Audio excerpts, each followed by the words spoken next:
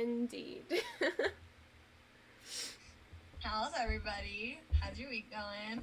My week is going kind of mellow. We've established this a little bit today, that I'm very mellow right now and McKaylee is very chaos right now. So, Yeah. we are only balanced today. Let's see how long it lasts, right? It's gonna be time. Either we're gonna go more mellow or we're gonna go just to anarchy. So we'll see where it goes. Mellow or anarchy? It's gonna be anarchy. We know it, Claire. We know it's gonna be anarchy. We know it's gonna be anarchy. It always is anarchy. Let's be real. Yeah. Hello. Welcome to our. Do we want to? We keep calling ourselves a podcast. We are a stream more so than we are a podcast. Yeah. So I feel like, do we stop saying that we're a podcast? It feels weird. Welcome to our thing, the thing we're doing here.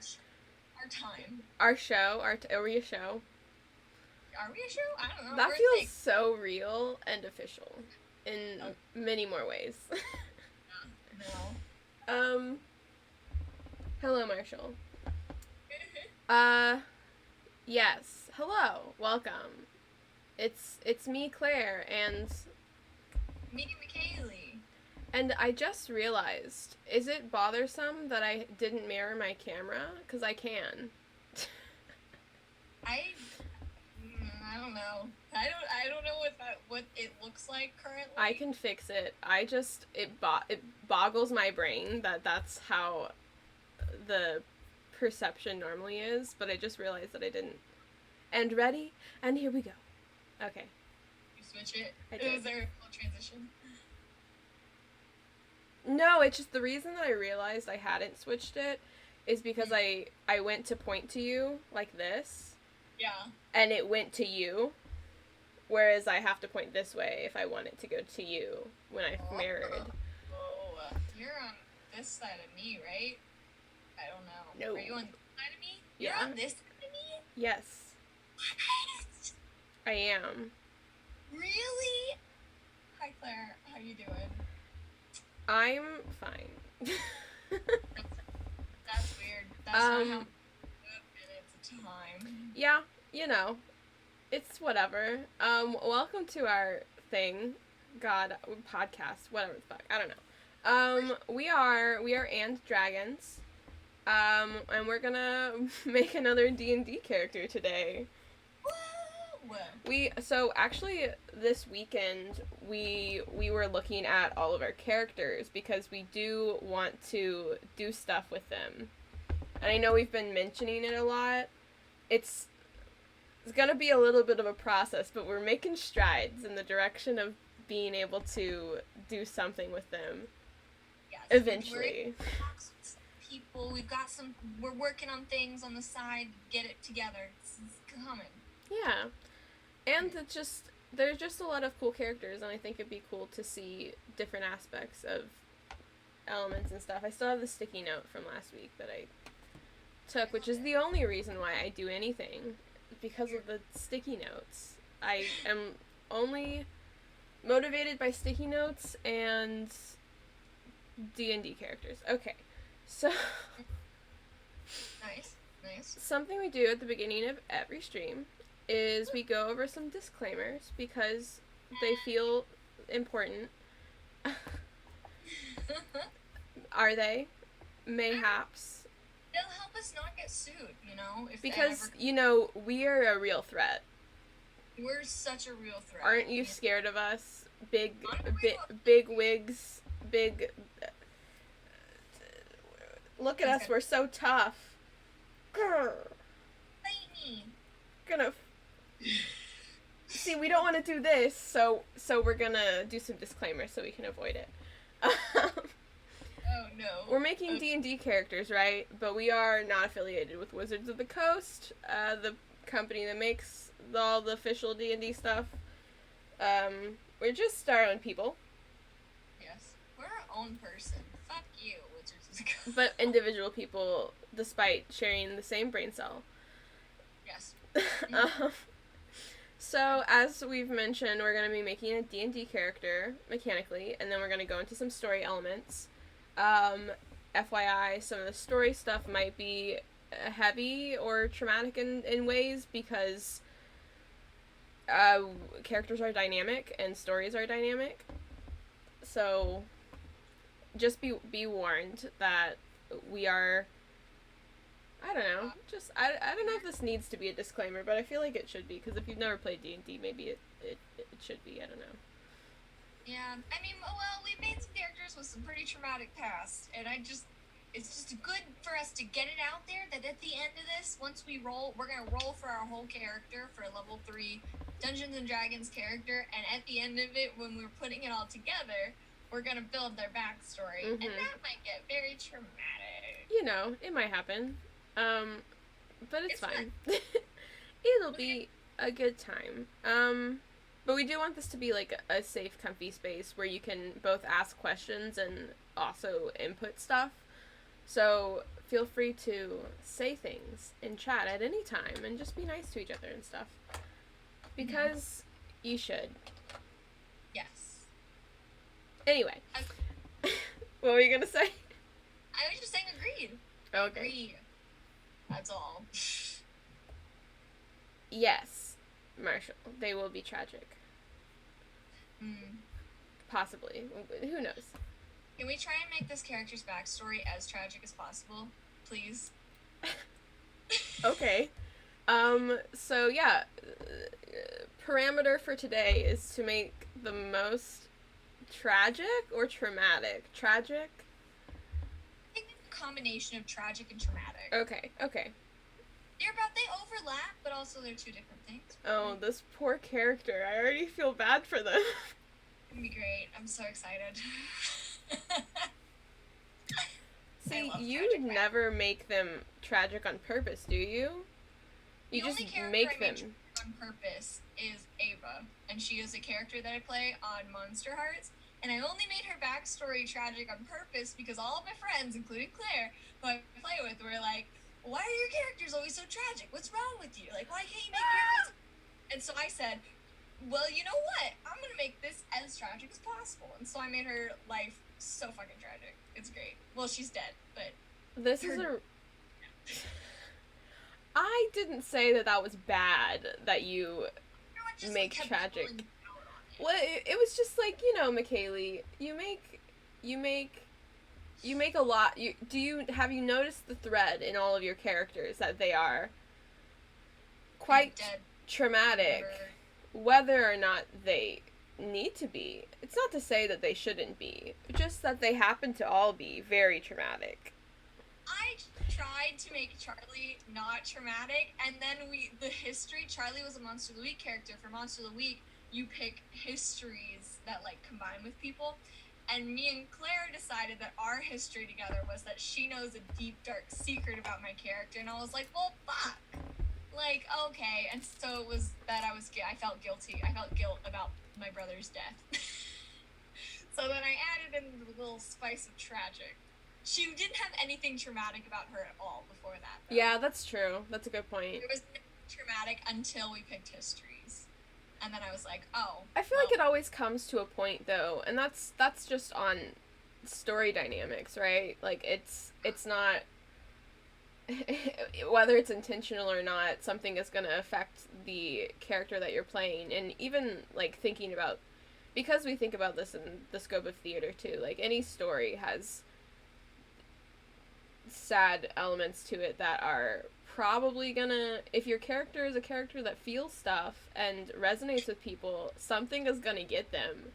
Yeah. And not, like, something is gonna kill them. Something is gonna, like, get to their heart and make it sad. You know what I mean?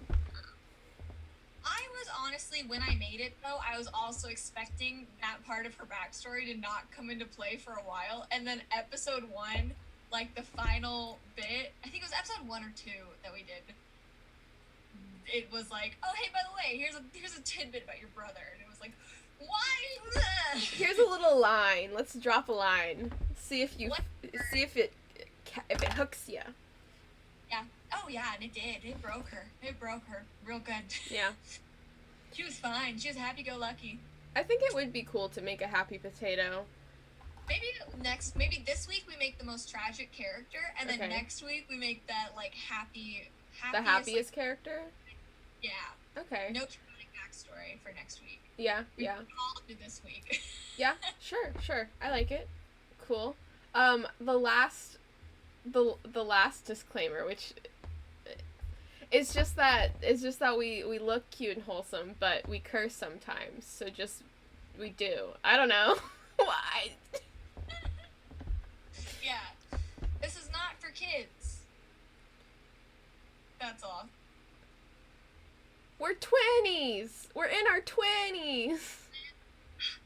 I'm gonna be 24 this week, and it's a time. We're adults, Claire. We're adults. Yeah, we're adults. And listen, for the couple months that people will not like me but still like you, or go back to liking you because I'm 23, it'll be great.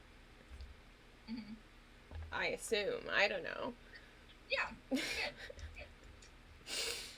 Okie doke.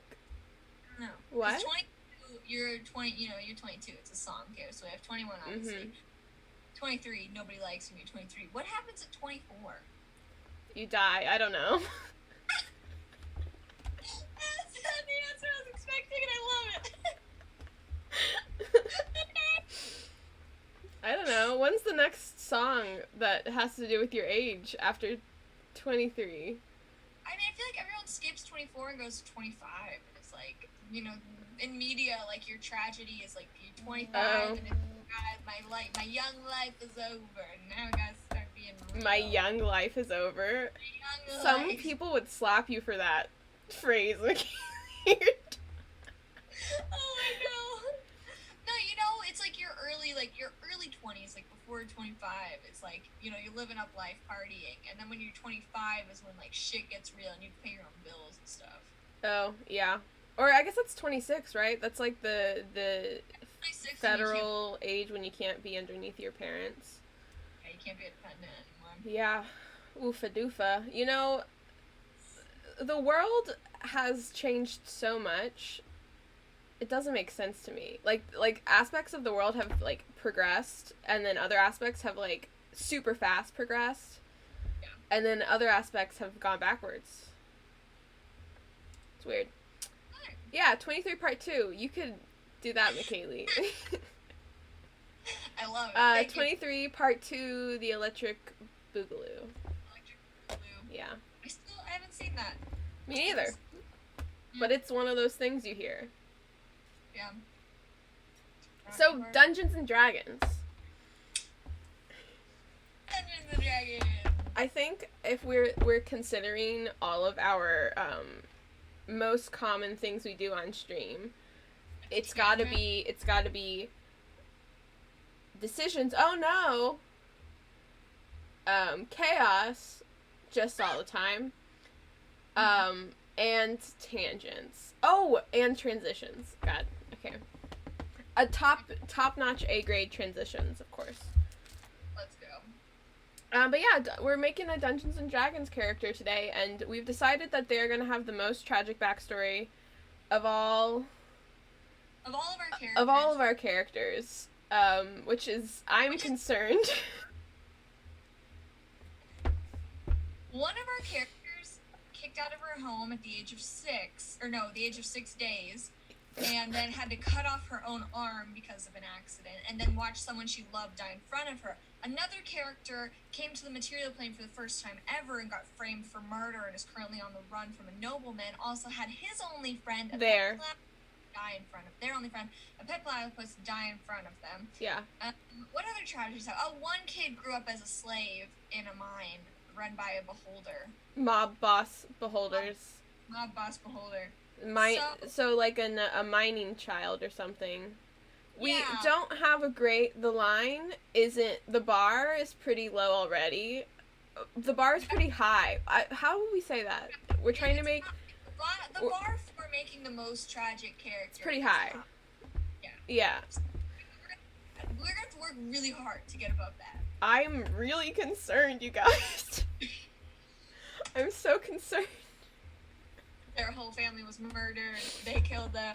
Is that always the most tragic, though? I think there are more tragic ways to have your family, like be not in the picture. Or be in the picture. Anyway. Should we go to our characters? So we're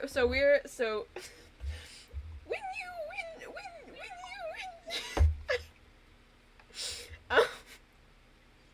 chaos. We've already devolved into chaos. I'm creeping out of my mellow state right now, you guys. I knew it. This is gonna be an anarchy. I'm trying my best. Okay, so we're gonna actually get started with this extremely tragic character situation.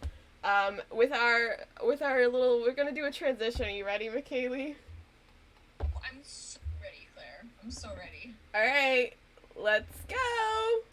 Banana, banana, banana, banana, banana, banana, banana, banana, banana,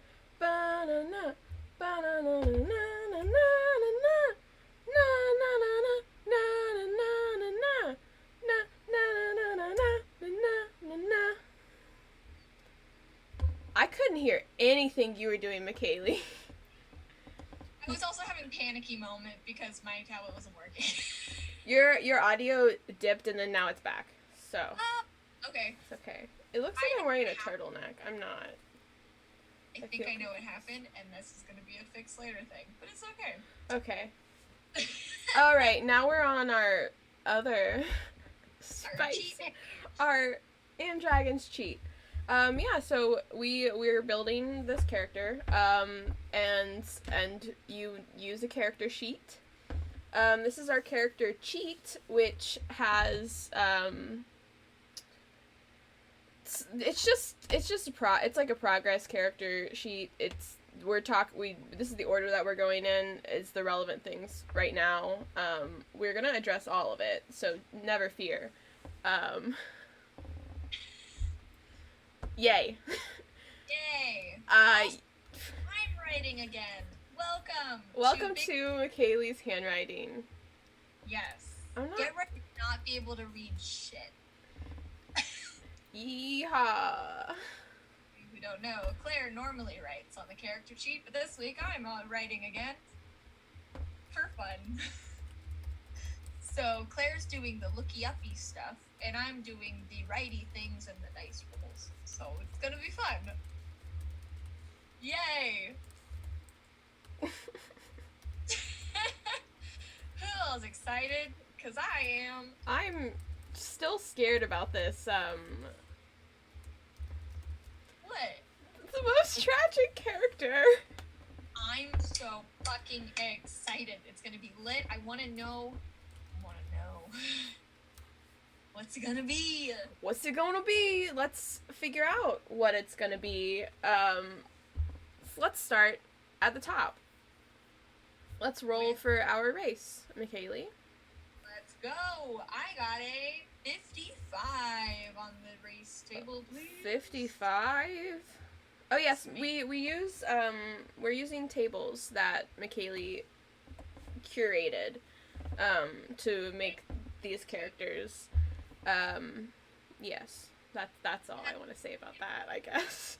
Compilation of most of the published official Wizard of the Coast content, and also some other like unearthed arcana. So we've got stuff from like Vola's Guide to Monster, Tasha's Call to Everything, Mordenkaim's Storm of Foes, lots of compilations of stuff. So I forgot the number you said, McKaylee. I rolled a 55. Okay. What did you roll last week? Last week? I don't remember. I think. Oh, sorry. The week before that, you wouldn't remember that either. Why would I? 3 weeks ago? Yeah. Remember the number that you rolled at one moment during our stream 3 weeks ago, McKaylee? Yes. When there's so many things that we roll. Yeah. What did we roll? What did we? It was you either rolled a 55 or a 56 because we're playing an Owlfolk, baby. Okay. Yeah. I love it. This is our second Owlfolk. Our first one We rolled, I think, 2 weeks ago. Her name is Doodle.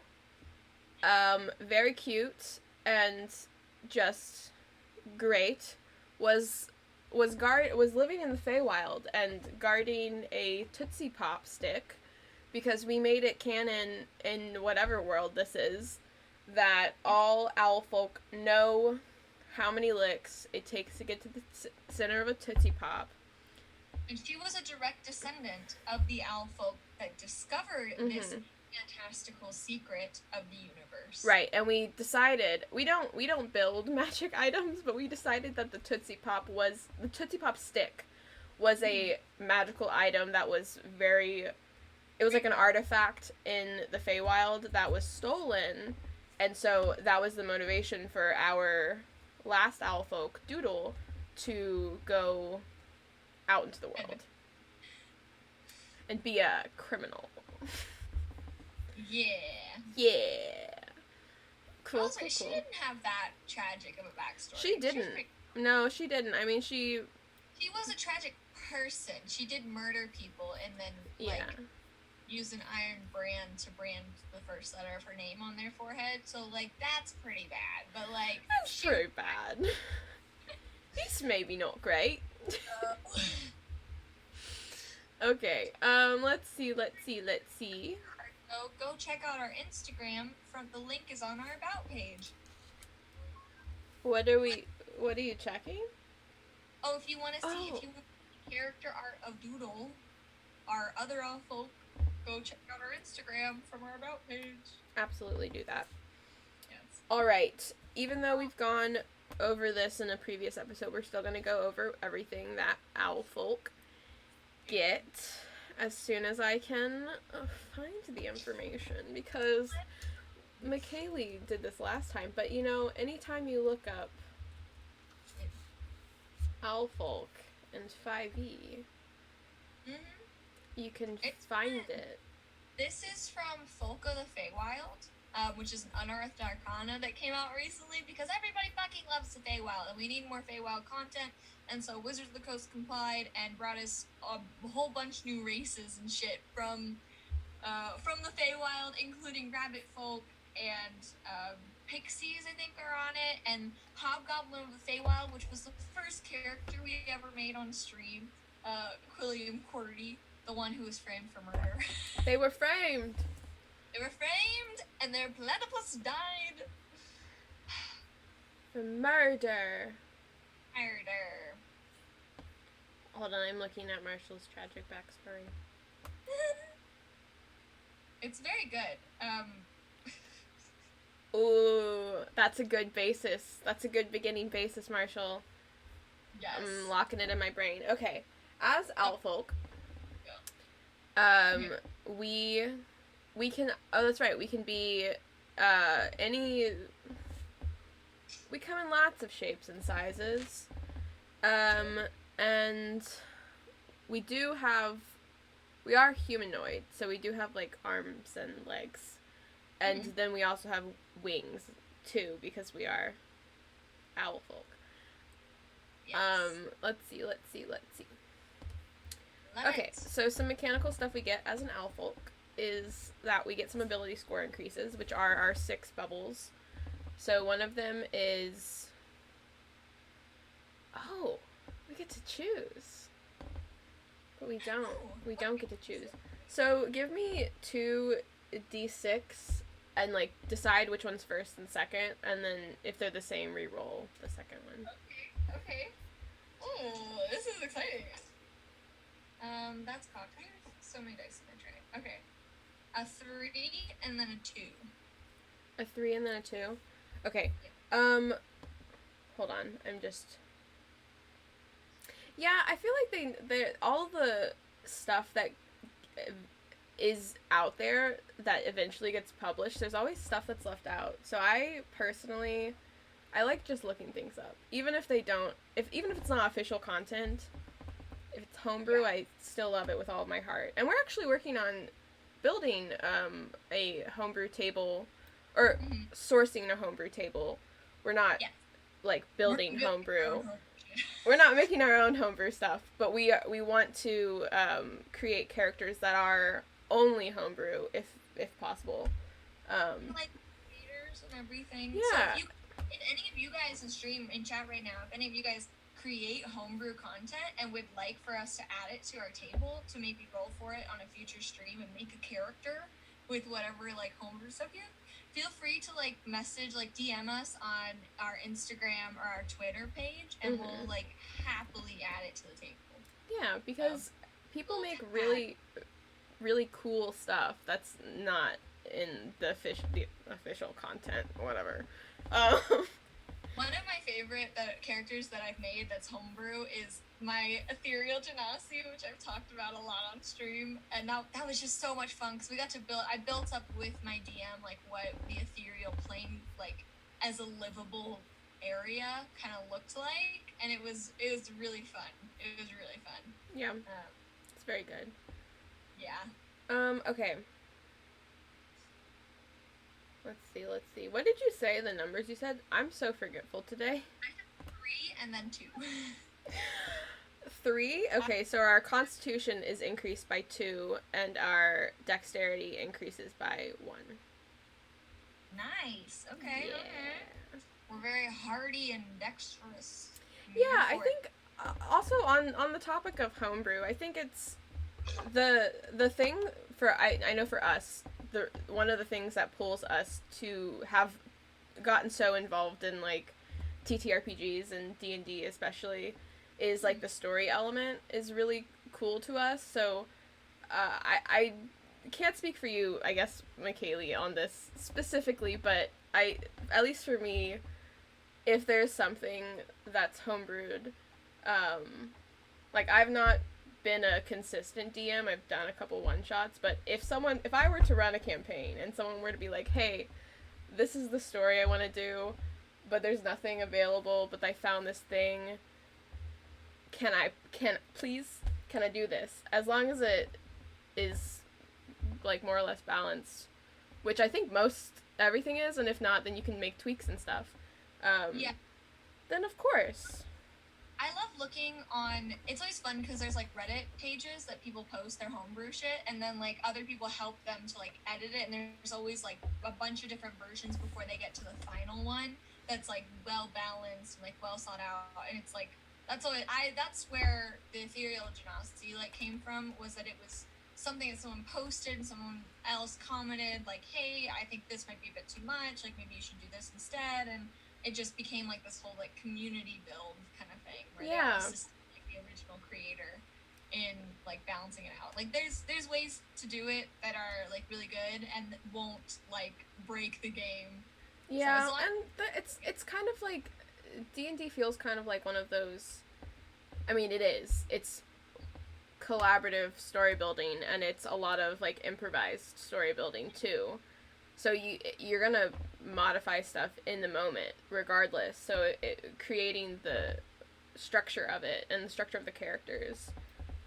Of course, there's like room for making something unique that you're really gonna fall in love with. Yeah. Of course. Okay. Tangent number 2.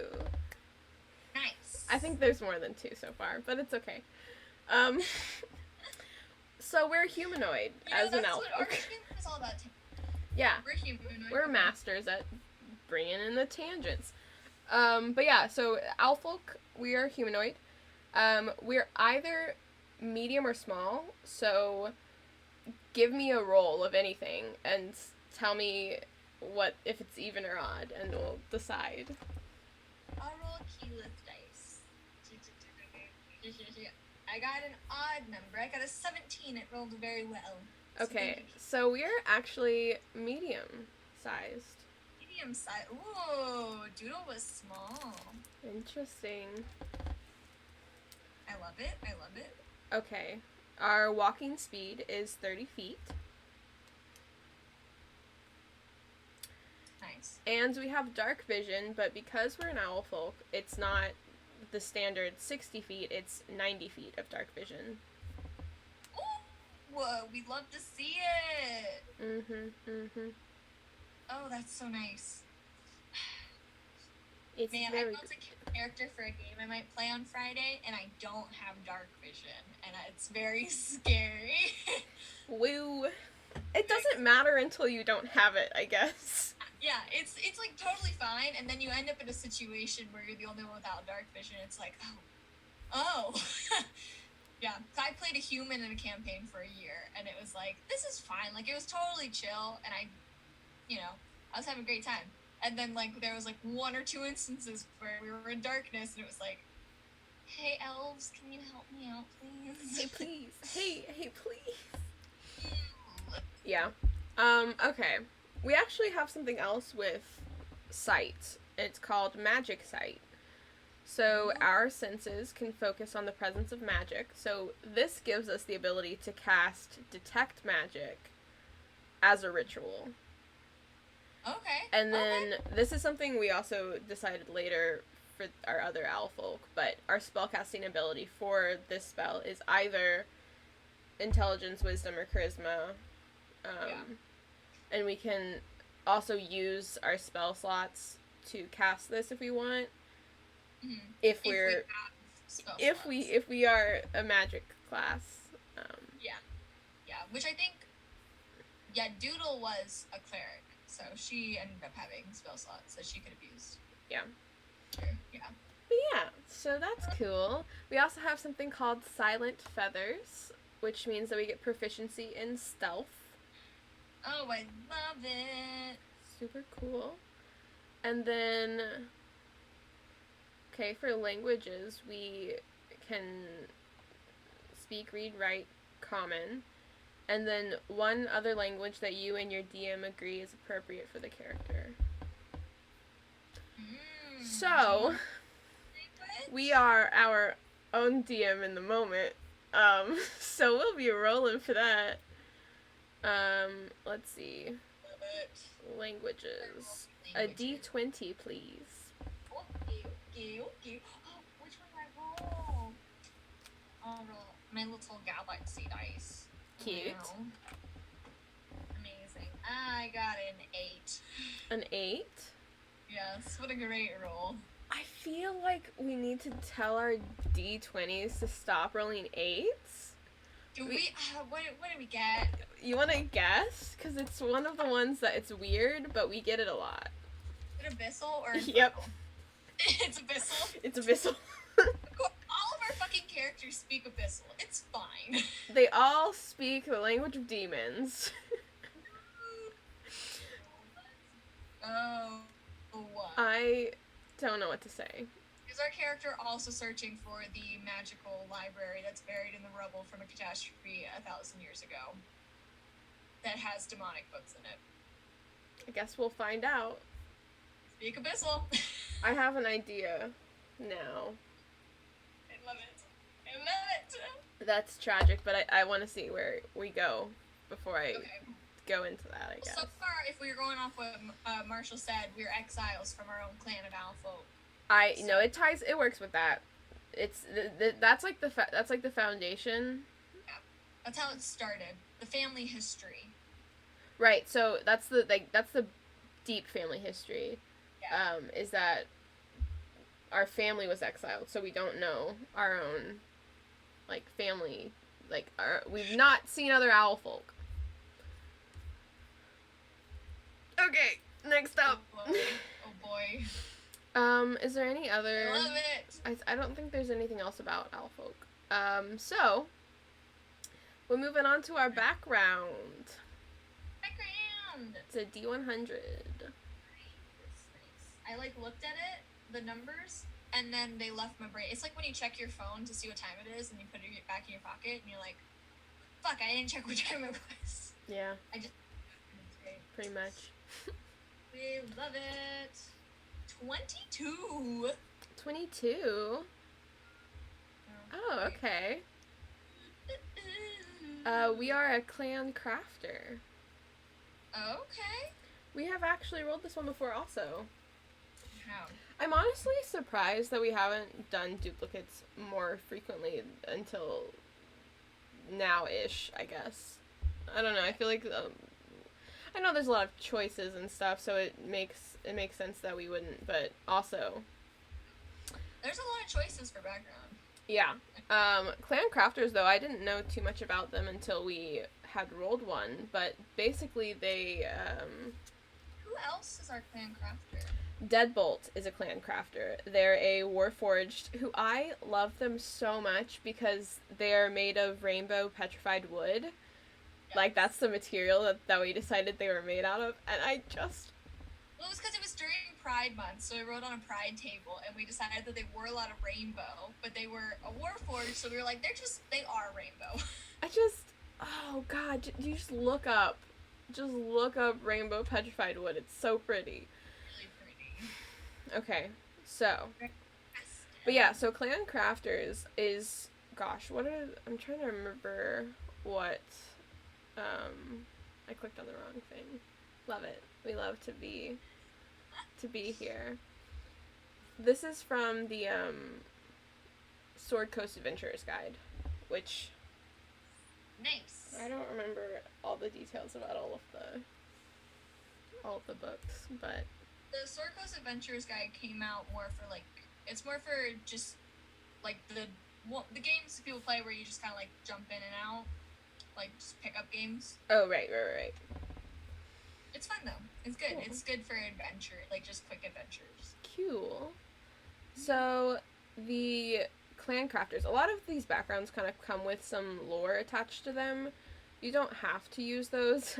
Ours is not going to make sense if we were to use this for clan crafter, but I will just like go over it a little bit. So, clan crafters is attached to the stout folk, which are dwarves known for their artisanship and the worth of their handiworks. We've been trained in this tradition. We labored under a dwarf master of the craft and spent lots of hours to gain the skills that we possess, like apprenticeship type stuff. And this is one of the like location lore parts, is that we're most likely a dwarf, not necessarily specifically in the north.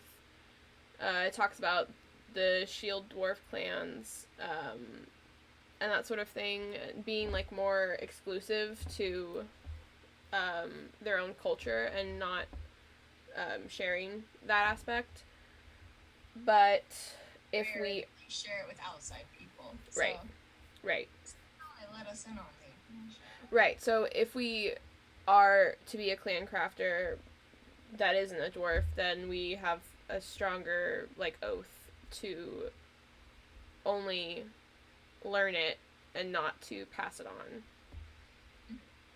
That makes sense. We can stick to that, we can modify it, but that's the information that we get. Some mechanical stuff we get as a clan crafter is we get skill proficiencies in history and insight. Ooh. And we also get one type of a proficiency in one type of artisan's tools. Which, let me look. D20 roll, please. Yes, I'm ready. Ready. I'll roll the blue one. I rolled a 5. What do I get? Cartographer's tools. Oh, wasn't somebody else a cartographer?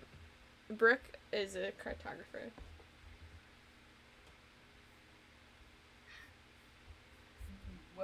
Somebody a while ago, though, I feel was also a cartographer. Maybe I'm thinking wrong. Maybe. Or Can't remember. have the tools. We also get dwarvish. Nice. Okay. Modifies my thoughts a little bit, but that's okay. We also get some equipment, so we do get cartographer's tools. We also get a maker's mark chisel that we use to mark our handiwork with the symbol of the clan of crafters we learned our skills from. We also get a set of traveler's clothes, and then a pouch with 5 gold pieces and a gem worth 10 gold pieces. We get a gem. Oh, that's right. We said that Deadbolt had a gem in their chest. That was this one. Yeah. Spicy. I love it. Love to see it. Ooh. Alright. Okay, so we also get a feature as with any background, and for Clan Crafter, that's the respect of the stout folk. So that means that we always have free room and board in any place where shield dwarves or gold dwarves dwell, and the individuals in such a settlement might decide among themselves who can offer us the finest accommodations. So among other stout folk, we are pretty popular if we need help in any sense. Yeah. Cool. That's nice. How nice of them. Okay. I love it. So next up is our suggested characteristics, which you don't have to use these if you're actually building a D&D character. We are, just because it's fun and helps us build stuff, but something to note though is that our bond is definitely related to the person or group that taught us. Mm-hmm. Yeah. So whatever, because some of the backgrounds don't tell you suggested characteristics. They say, like, and this is one of the things with D&D books, that it's kind of like, if you don't have all the books, you're like, well, this book tells me to go look at the thing in the other book, and then that book says go open this book, and if you don't have all the books, it's kind of rough. Mm-hmm. But this one says to go look at the guild artisan's suggested characteristics, which we can easily do, but if you're running a game, that happens a lot sometimes. It's fun. We love it. You just need a whole arsenal of textbooks, and it's great. And then you're perfect. Great to go. Good to go. Yep. Great to go. Alright, first up is our personality trait. That's a D8. Ooh, I rolled an 8. Woo! Okay. What did we get? What's I'm well known for my work, and I want to make sure everyone appreciates it. I'm always taken aback when people haven't heard of me. Okay. I'm always taken aback. Interesting. Okay. Feels okay. so. Are we like a prissy kind of famous worker person? No, I don't think so. Not. We gotta see what our flaw is. Okay. You right. I don't think we have to. I don't think that. I think it's just that we. Like, oh, you haven't heard of me? Like, interesting. We sell the best maps. I feel like it could be even more like neutral. Like, the fact that someone hasn't heard of us is surprising, but that's their loss, sort of thing. Yeah. I don't know. Okay. Alright, our ideal is a D6. I got a 2. Okay, generosity. My talents were given to me so that I could use them to benefit the world. Nice. Okay. Right. And that also gives us good as one of our alignment elements. Ooh, okay. Okay. Let's get the other half of our alignment. So that's a D6. Okay. I'm ready. I'm gonna roll the one that you gave me. Okay. That's what it rolled, Claire. What did it roll? It rolled a 6. Because it's a good dice. So that means we are chaotic good. Yes. I love chaotic good characters. It's like the default for both of us for characters, I think. Okay, good. My character that I built for Friday is chaotic neutral. I'm playing a game on Friday. I built a new character. It's a triplet for roommates. It's wonderful. Absolutely amazing. It's gonna be great. I'm really excited. We're all criminals, and we have a criminal underground scheme that we do to make money, and it's fun. It is. It's gonna be great. But yeah. Cool. I love it. Okay. Good. Bond. 6. Bond.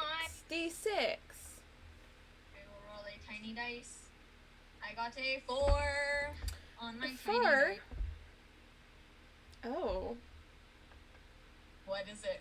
Remember, as a clan crafter, our bond is related to the group or the person that taught us how to be a clan crafter, to be a crafter.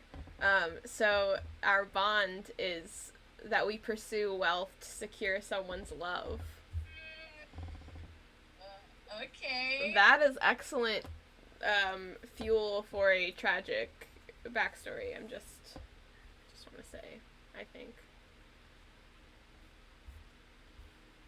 Damn. It's like Sweet Home Alabama, where she went to the big city, and then he went to go follow her, and he was like, oh my god, I can never compete, so I'm just gonna become super successful in my glass making business based on the time when we were children and we saw glass made in the sand. And then she came back and was like, oh my god, who's making all this glass? It's so incredible. And he was like, I did it. Am I worthy? And it was like, oh. It's been so long since I've seen that movie. I have no idea. That's the whole synopsis for you? That's the whole movie? Okay. It's so good. I watched it like 20 times in my entire life. It's a lot of times. Yeah. Wild. Yeah. Alright, well let's see what our flaw is then. It's another D6. Okay. I got a 5. I'm rolling great. Okay. I would kill to acquire a noble title. That fits really well with our bond, actually. Yeah. You know? Yeah. We're trying... Okay. I love that.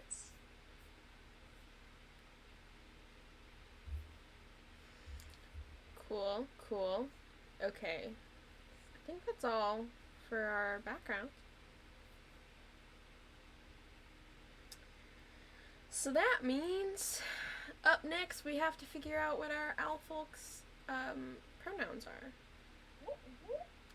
So D6, please. A D6? Yeah. Yeah. I rolled a 2. A 2. She, her. She, her. She, her. Another female owl folk. Let's go. She, her. And a D100 for the name letter. We're going to be rolling for the first letter of the name. And then we would like you guys in chat to suggest the names that start with this letter for our female owl folk. I think I might have to roll again. I got a 97. Yep. It. Okay, this time I got a 34. 34. An I. An I. I was gonna say we haven't had that, but we have. We had... Ibit. Give me another D100 roll. For our last name letter? Yes. Yeah, let's go. I got a 34. Again? Yeah. Wow! That's another I, McKaylee. The dice have called it. So this is really funny. Another character with alliteration for their name. In the past, McKaylee has said we should roll for their first and last name because, gosh, them having the same, like, we don't do that. So people just suggest names and we say okay, and we pick one of the names as the last name. And so all of our characters are like, da-da-da, Quilliam Qwerty. Curtis Cut from Stone. Yeah.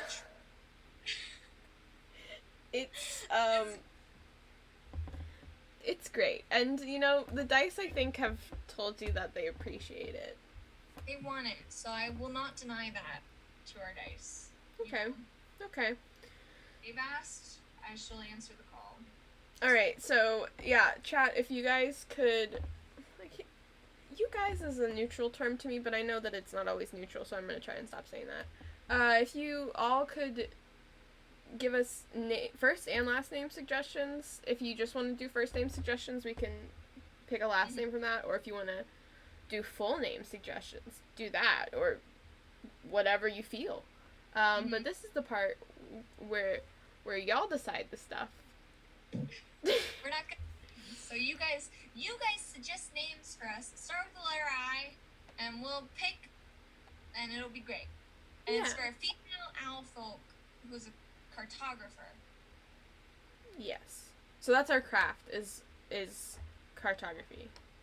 Yeah, we make maps. We make maps. Maps. Okay. Let's see. What's next? Next is our class. Yay! Ooh, okay. That is a D20. Okay. I'm gonna roll my dice. It's got little red and silver foil in it. Oh my god. Oh my gosh, so cute. I don't know if... Do we have... I rolled a 13. Do I need to roll again? How many classes? 13 is a wizard! Wizard! Hey. Wizard! Wow. What Wizards do so you mean? much. Wizards are so cool. I think I could pull a quote from you and say that wizards are really powerful. Wizards are really powerful, and they are cool and shit. Wizard! Man, there's so much. You gotta be so good at magic to do a wizard. I can't fucking magic makes the magic, the spells, all that shit. Too much for me. I just want to have my great axe. I want to cut someone's arms off and then feed them to him. You know? And that's on martial class mains. That's me. When I was building my character today that I'm gonna play on Friday, I was like only looking at martial classes. Like that was it. I wasn't looking at anything else. Terrible. My main debate was, should I play a barbarian again or should I play a monk? So that was it. I'm not nothing else. I see. Too much to keep track of, man. It is a lot to keep track of, but there's so much opportunity for creativity. It's true. But I do get it. There's benefits to playing both, and you can be who you want to be. Barbie girl. Good. I'll leave now. I'm sorry. No, you walked into my trap, so. Oh no. I've snatched you. Your soul is mine. Okay. Sorry, that's just how it is. We're in the Feywild, so. What are the saving throws for wizard? Right, so we aren't going to dive directly into our wizard build just yet, but we are going to roll for our ability scores. But first, we need to know that our saving throw proficiencies as a wizard are intelligence and wisdom. Wow. Not at all related to what we got our bonuses in from our race. It's fine. But it is good that we have proficiency in two of those skills there. I think I might have froze. I'm gonna die. You didn't. Oh, I didn't? No. You No. I froze in the sense that I stopped moving my face. I don't know if I actually froze. You actually froze. It was not in a position that I think you would have wanted to stay in for a long period of time.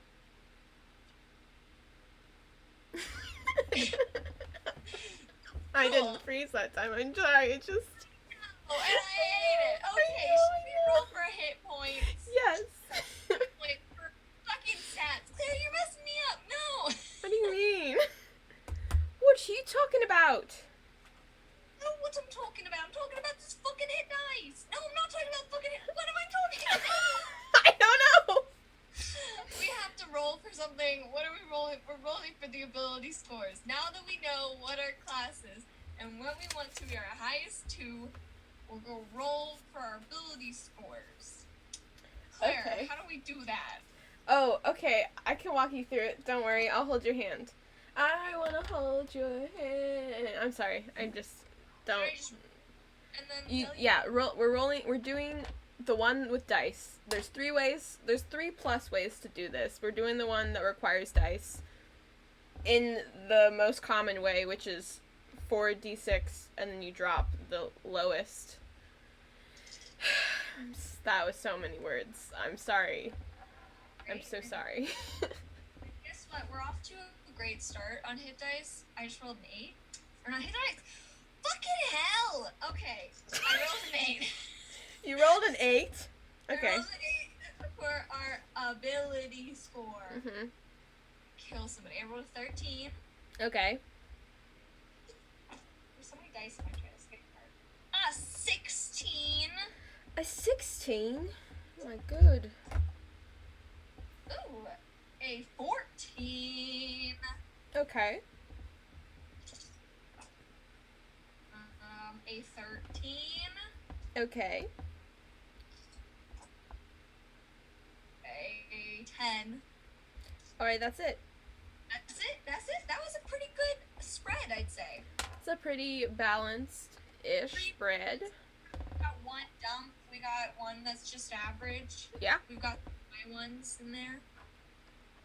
Pretty good, I'd say. Pretty good. Okay. So now we get to decide where these go. And keep in mind those bonuses on our dexterity and strength exist. So, just thoughts. Okay. So, what do we want the 8 to go? What do we want our dump to be? Do we want to be a weak baby? Or do we want to be a very uncharismatic baby? Uncharismatic or weak? What do we want to be? Well, we just run around making maps and shit. And like, so does that mean that we're weak, or does that mean that we are uncharismatic? We're not very charismatic because we just spend time with our maps. Because we, exile. I don't know what else is up with us. Maybe we're just not good with people. We have a bad time with people. Maybe even it's like not charismatic and that like we're shy. It's just that we like to talk to people. We just suck at it. Okay, I think we should put the 8 in charisma. 8. I hate everything about this. So sorry everyone. McKaylee thinks that these numbers go in the big bubbles. They do, Claire. Fuck you. I didn't design it like that, McKaylee. I fucking made these sheets. Numbers go in the big bubble. I will die on this hill. Alright. Die. Hey, Claire. Hey, Guess what McKaylee. happened? What? Did you die? The broadcast has stopped. So, in a second, the screen share is going to stop happening. Just like last week. Oh, I see. Yeah. Okay. Join right now, but we'll see what happens. Whoa. Wow, we're in a transition, baby. A transition. Wow, I need to be faster on the move. Don't do anything, McKaylee. We're on the regular page. Okay, I'm not doing anything. Okay. Technology. Let me know when you want to do something. I'm ready to switch back if we want to go back and keep writing numbers. The big numbers and the big bubbles. Thank you, Marshall, for our new hashtag. Hashtag big bubble game. I don't like it. I don't like the hashtag, nor do I like the insinuation. No. Big numbers and big bubbles. If you put the big numbers in the tiny bubbles, you're gonna be squished. You don't use them. You don't use them enough. You squish them. Okay, you want to transition? Okay, hold on. I was just thinking about thoughts. I was just thinking chaotic thoughts. Okay. Yeah. Are you ready? Ready. Okay, let's go. Transition. Ba-na-na, na-na-na-na-na, na-na-na, na-na-na, na-na-na-na-na, na-na-na, na-na-na-na-na-na-na. Ba. Yeah. Here we are. Where we were a couple moments ago, but The exact same page. it's like nothing's happened. If you went to the bathroom during that moment, you would know. I wouldn't understand why. Yeah. Great. But it's Great. fine. Here we are. Here we are. What's our next number? Which bubble should we put it in? Yeah, Which big... that's right. That's right. Do we just want to throw the 16 where it should be, which is either intelligence or wisdom? Or do we want... It should be, the biggest number should go in intelligence because that's our spellcasting modifier as wizard. So is a 16 our biggest? Yes. Nice. God, it just looks hideous there. It's right. It's perfect. It's great. Okay. Okay, hold on. Let me look at these. I have some opinions. Okay, on the numbers or on where the bubbles go? No, on the where they go. No, I'm past it, McKaylee. I can move past it. Just wanted to make sure I knew what's going on. Okay.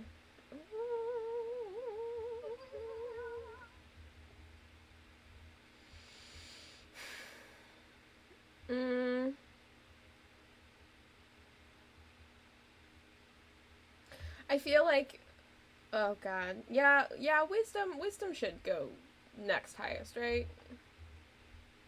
Yeah, being wise is good. Okay, so that's 14. 14, alright. What's an odd number that we have? We have 2 13s. We should put a 13 in dexterity to make it 14. Yeah. Alright. I'm just trying to decide if we should put the other 13 in Constitution or the 10 in Constitution.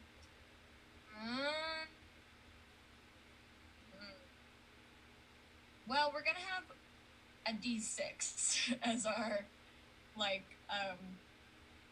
as our hit dice. Oh, I wasn't thinking about optimized. I was just thinking about a story thing. Yeah. Oh, if you want to be strong or not. I mean, sure, put the 13 in Constitution. I have a story thought that would... Do you want to move it 13 to strength? No, we can keep it there, and then we'll put the 10 in strength. We average. This works too. 10 isn't bad. 10 is pretty decent, I'd say. Yeah. For strength. Compared to some of our other characters that have had like fucking 6s for strength. Yeah, No. yeah. We're not Okay. weak baby per se. Fix those numbers now. I will.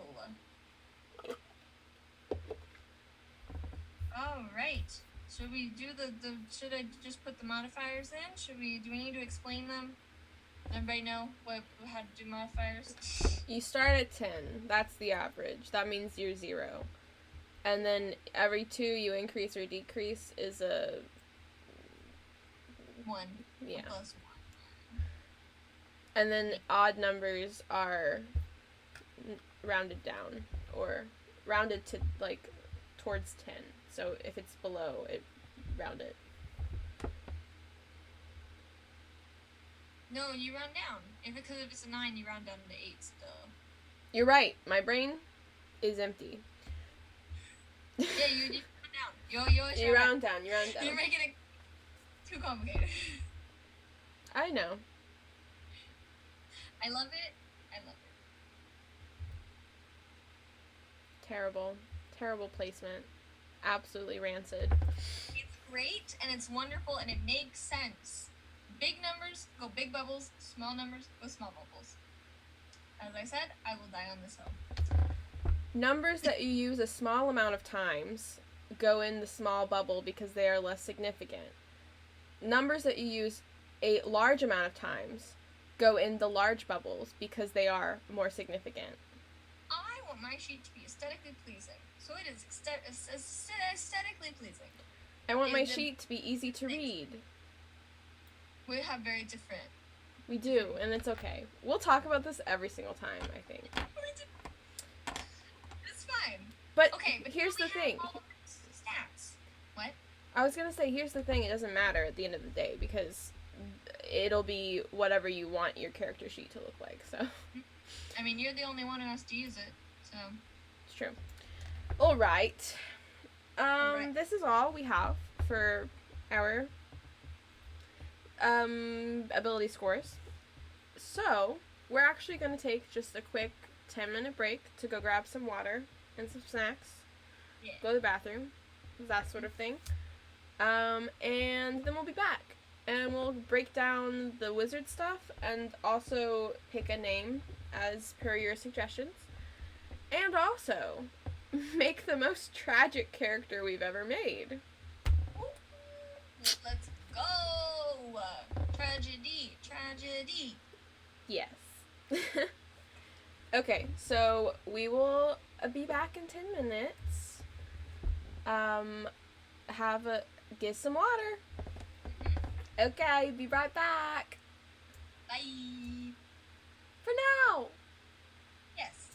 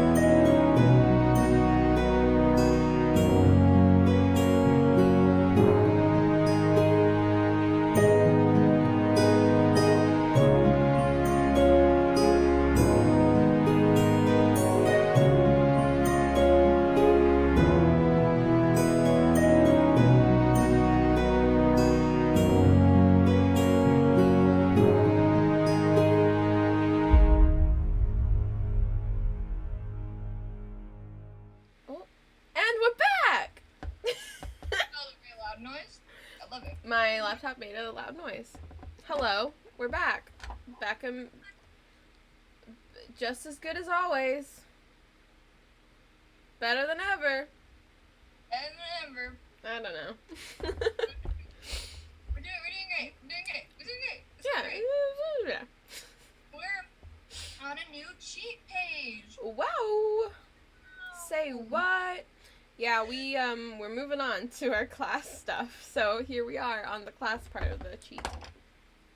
Yeah. Yes. Okay. So I just want to address something that Marshall. I do actually read from the bubbles. Fun fact. Because for the longest time I didn't do the skills correctly. I had on the standard D&D character sheet. There's like a list of skills and you can fill in the bubble and the little line. I didn't get it. No one explained it to me. And so I realized I had messed them up at some point, and so I stopped looking at that because then someone sort of explained it to me, and then I started just, anytime the DM was like, oh, roll a blank check, I would look at the whatever ability score it's coming from and then add the proficiency if needed, and then do my roll. So I do. That's all. I love it. But also that's the part that, if there's any reason why we do this stream, it's because of that, for me at least. I didn't get how it was supposed to happen, and no one really walked me through it in a way that I understood. Yeah. It's a lot when you're first starting out and building your first character. It is a lot of information that's just like thrown at you right off the bat.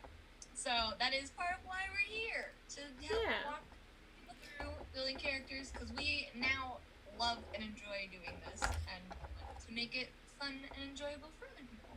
Yeah. It really doesn't matter where you put them. We have our opinions, though. It's wild. All right. So Should we we have get started on building this wizard and what it means to be a wizard? Yeah. So this is the last call for name suggestions. Our lovely little owl folk, lady, wizard, clan crafter, chaotic good. Her name starts with an I, and her last name also starts with an I. So feel free to suggest some names for her. But in the meantime, we're going to fill out these sunflowers that we have here on our cheat. Or the rest of them. One of them is speed, which we already did earlier. But we're gonna do the rest of them, and then we'll pick a name. Yeah. So, alright, should I do initiative, which is just going to be our dex modifier, unless told otherwise. Sometimes you get to add modifiers to your dex, but sometimes. Or is it just plus 2? Right. And our, let's see. Whoa. Something technology-wise happened that freaked me out a little bit, but oh no! It's fine. Yeah. Okay, so let's do our hit points. Okay. Oh, that's gonna be tiny. Right, so for each class, you get different hit dice, as they're called. Because wizards are squishy, as people say. People being us and others. Oh, our hit dice is just a d6. Generally, that's a d8, but ours is a d6. Mm-hmm. I can't. I play barbarians frequently. I am a forever barbarian. I'm so used to using a d12 as my hit dice. This is laughable. This is not. I'm not about this, man. Yeah. I love wizards. I appreciate their power. Not for me, man. Not for me. Alright, so would you like to calculate the hit points, McKaylee?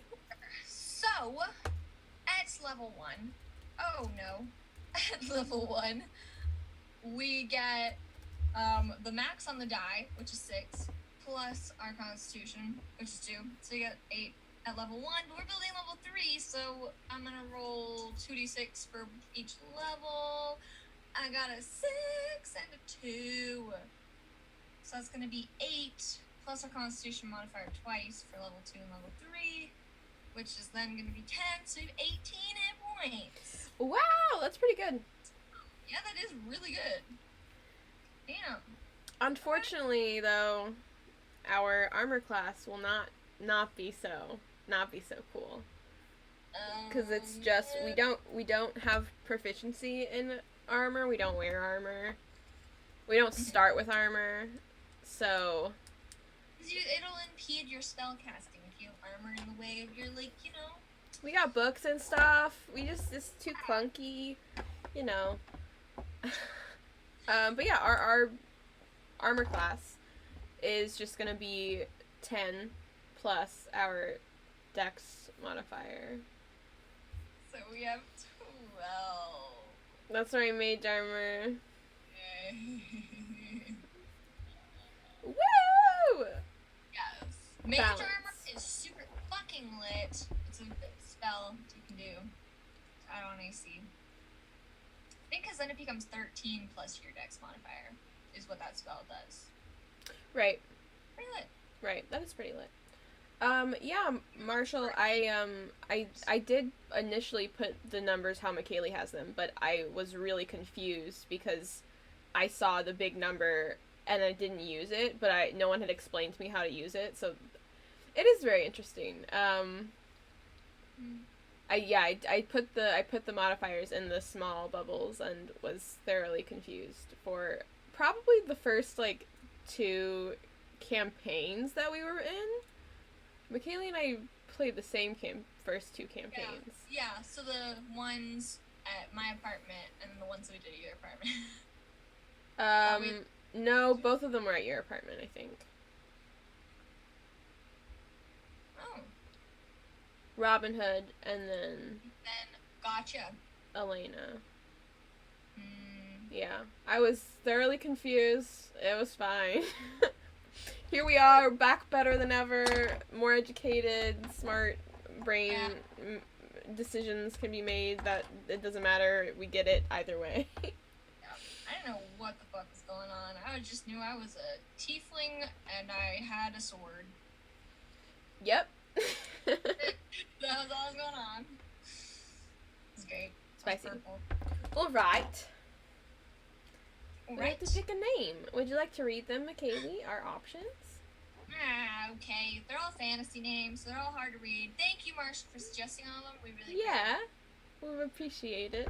It's gonna be so much fun to read them out loud. I know, I'm looking forward to hearing you read them out loud. Iona Indigo Ivanov, Ira Illuminus, Idil Ibanez, Ivy Ingle, my favorite, Izzy Isborn, Iceland Inter, Is there? It's like Esther, but Ister. Ister. Sure. And Ibo, Irene Idler. Can you read the first 3 again? Only because I liked one of them, but I can't remember what it was, but I want to hear them out loud. Iona Indigo Ivanov, and Ira Illuminus. Okay, I know which one I like. Which one do you like?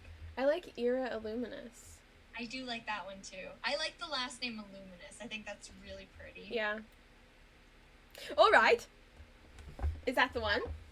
Is that the one? That's the one? I think so. I love it.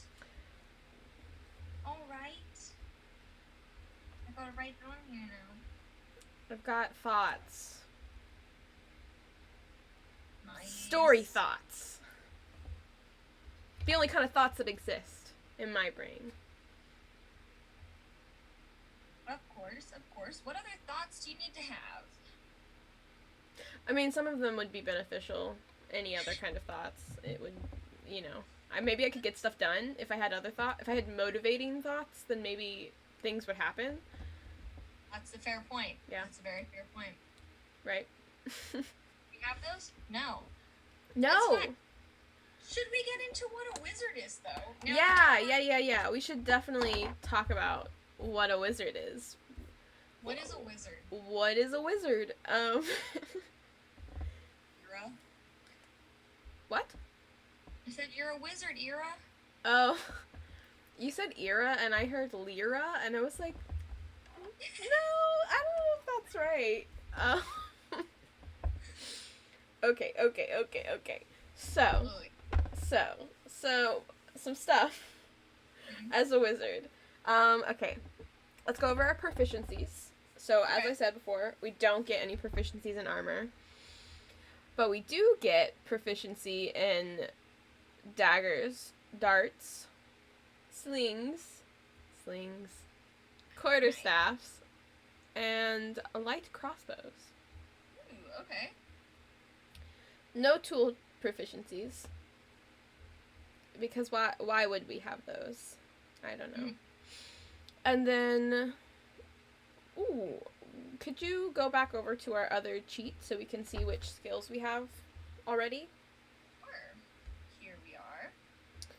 Okay, history and insight are already on this list. So, can you give me 2 d4s and make sure they're not the same? Sure. I will roll some pretty beautiful ones. I got a 2 and a 3. A 2 and a 3. Mm-hmm. Okay. History and insight. Okay, so that means we have investigation and medicine. Okay. I love that all of these are, like, right next to each other. Yes. So those are our skill proficiencies that we get. And then we have some starting equipment. If you could roll just roll 3 of any dice and put them in an order. Okay. And go one at a time, and I'll ask for the other ones. I'll go, okay, so I did a 3. Okay, so the 3 is we get a quarterstaff. Ooh, nice. I love a good quarterstaff. Mm-hmm. They're so good. And the next one? The next one is also gonna be a 3 on a different sided die. Oh, wow, that's cute. We get a component pouch. Ooh, okay. Interesting. And what's the last one? The last one is going to be 2. A 2. We get an explorer's pack. Nice. And then we also get a spell book. I love it. See, I think it's the spell book for wizards that really throws me off. Like, it's a lot. The spell book is a lot. Why is it a lot? There's, like, so many parts to it, and then you have to, like, find spells and, like, take an hour or 2 to, like, write them all down. You gotta spend money to do it, and then that's how you get more spells, and so then... So, there's so much going on. You know? I see. Alright. Yeah. Well, you know. It is what it is. Okay, so... Some... What? What else do we got as a wizard? So one of the first things that we have, and this is from information from the player's handbook that we're pulling from, we get something called Arcane Recovery, which is basically we have learned the ability to regain some of our magical energy by studying our spell book. So once per day, when we finish a short rest, we can choose to choose expended spell slots to recover. Michaela and I were talking about how earlier we didn't know where the brain cell that we share is, because she was like, it's not with me, and I was like, it can't have been with me. It wouldn't make sense to have been anywhere near me. Um, and I No, thought I had it again, but I don't. I can't speak. it's somewhere in a state in between us. Right. You know, it's I think Arizona. it's in. Somewhere. I think it's in the mountains. The mountains. Yeah. It's. I kind of want to go to the mountains, so I feel like that's why it's probably in the mountains. Anyway. Okay. What about the wizard? Right, arcane recovery. We can Okay. recover some of our spell slots during a short rest once per day. The spell slots can have a combined level that is equal to or less than half of our wizard level, rounded up. And none of the spell slots can be 6th level or higher. Yeah. So we can choose to recover some spell slots. Yeah. Spell slots. Equal or less to half of our wizard level. So at 3rd level, we can recover 1, right? Or is it rounded up so we can recover? Is it what is the wording exactly? The spell slots can have a combined level. Oh, wait. What? I love magic classes, but also I'm a little confused, but it's okay. See? This is why I do martial classes. Martial classes make sense. You just hit you say that target, I hit. Done. Boom. Done. Describe how you do it for flavor. That's all. The spell slots can have a combined level. Oh, okay. That is equal to or less than half of our wizard level. Rounded up. The rounded up is in parentheses, though. We could make like we could recover 2 first level spells or a 2nd level spell at level 3. Okay. Yes. Lit. Cool. Woo! It's so complicated. It's complicated because it's more dynamic. I don't know if that's true.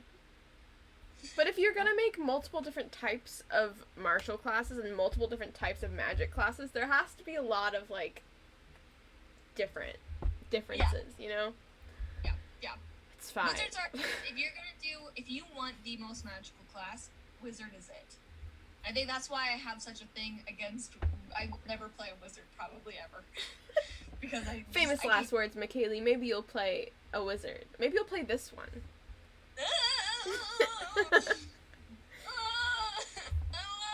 It would be fun. It would be hard though. I keep flashing back to when McKaylee and I played in person most recently. And I was a blood hunter and she was a warlock. And I just remember looking at you and you were using Eldritch Blast and you were trying so hard to think of how to say, like, I hit them with an Eldritch Blast, like, cool, in the way that you describe martial attacks. And I think it's that you were trying to describe it in the same way as martial attacks. It was really funny. It was, if I didn't know better, I would suddenly know that you hated warlocks so much because you didn't know. I thought that if I was going to do a magic class, it would be warlocks. I always thought it was like warlocks are cool, they're dynamic, they've got like such like juicy backstory shit that you can tie in because of the whole patron business. I couldn't do it. 2 spell slots, and all I did is Eldritch Blast. I just that over and over and over. I was tired. It was really funny. I'm just standing here. I wasn't up close. I was a ranged person. I just stood there from my one position. Do you want to move? No. You want to do anything?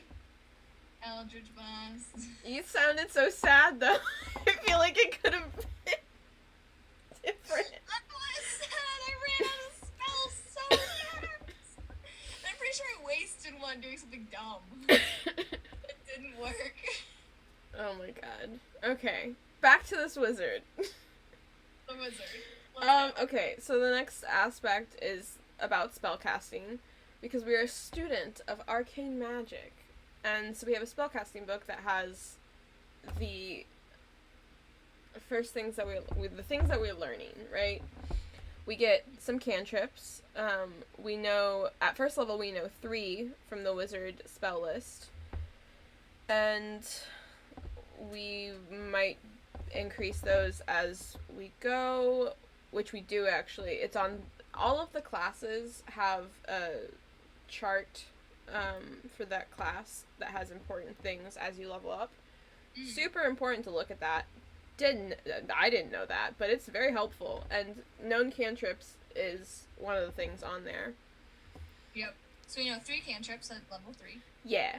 And then at first level,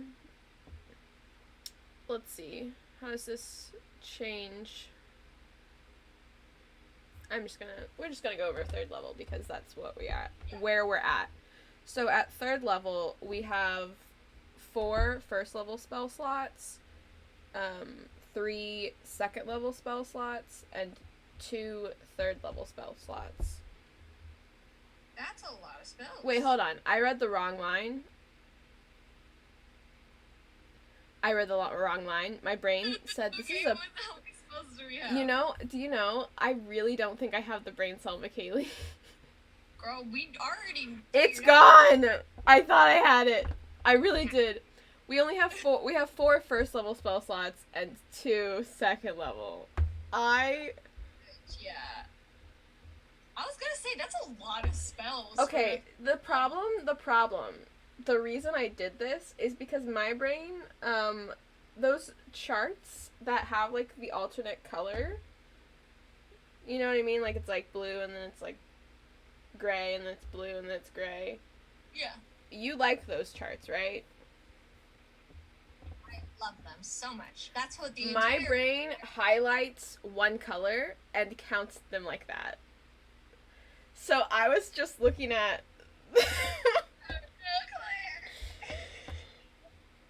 I don't know what's happening. It's fine, you guys. We're having a great time. This is great. It's great. We're here. We're going. Tragic. Okay. Yeah, and Wizard's also one of the classes where you can choose the prepared spells that you have. The amount of, let's see, the amount of spells that we can prepare is equal to our intelligence modifier plus our wizard level. So 5 spells prepared? Yeah, so we can prepare 5 spells. Ooh. And we can also change this, but preparing, this is the part about wizards, when you prepare a new list, you have to spend time studying your spell book to prepare different spells. Yeah. Yeah. So you have to just spend some time. Which is, I guess, a little bit different than the other prepared spell classes. Yeah. I know the benefit of it, Marshall. I understand the reason it's like that. I get it. I get the chart. But my brain said 1, 2, 3. I think it was on 6, actually, if I... Oh, Jesus. I was gonna say, you don't get level 3 spells till level 5 in, like, any spell casting. The words I've never played a wizard, and so the words I was like, I know they have, like, spells, but not that many. I built Ruth Bader Ginsburg as a wizard. It was really bad. It was the first wizard I ever built. She was great, not useful. Yeah, that's true. But I wasn't her. I was Queen Elizabeth. Queen Elizabeth. A barbarian. Yeah. It was fun. It was fun. It was based on a dream that I had. It's a one shot. It's great. Yep. Okay. So our spellcasting ability as a wizard, it's intelligence, because it makes sense, and we talked about this already. So our DC. I'm worried I'm gonna say something wrong. What are you worried about? Our spell save DC is 8, plus our proficiency bonus, which is 2, plus our intelligence modifier. Everybody is 2. Yeah, level 3, everybody, no matter the class, has 2 proficiency. Yep. And our spell attack modifier is our proficiency bonus plus our intelligence modifier. Just take out the 8. Ooh. Something else, as a wizard, we get something called ritual casting, which means that we can cast a wizard spell as a ritual if it has the ritual tag in it. And we don't have to have it prepared. I didn't understand that when I was a DM for the first time. Oh, really? And our druid was like, I'm gonna do this as like a ritual spell, and I was like, well, do you have it prepared? And they were like, no, and I was like, well, can you do that? Like, I don't think you can do that unless you have the feat. And they were like, no, I can. And I had to go look it up and be like, oh, you're right. I'm so sorry. I don't know what I'm doing. Yeah. DMing way before I knew what the fuck was going on. It was a bad idea. You know, it was a good learning experience. It is what it is. It's what it is. What else do we get as a wizard? We have... Well, we don't have an arcane focus. We have a component. We have component pouch. So, yeah. Never mind. Alright. Let's we see. Arcane focus if we want to, but we have a component pouch. This is...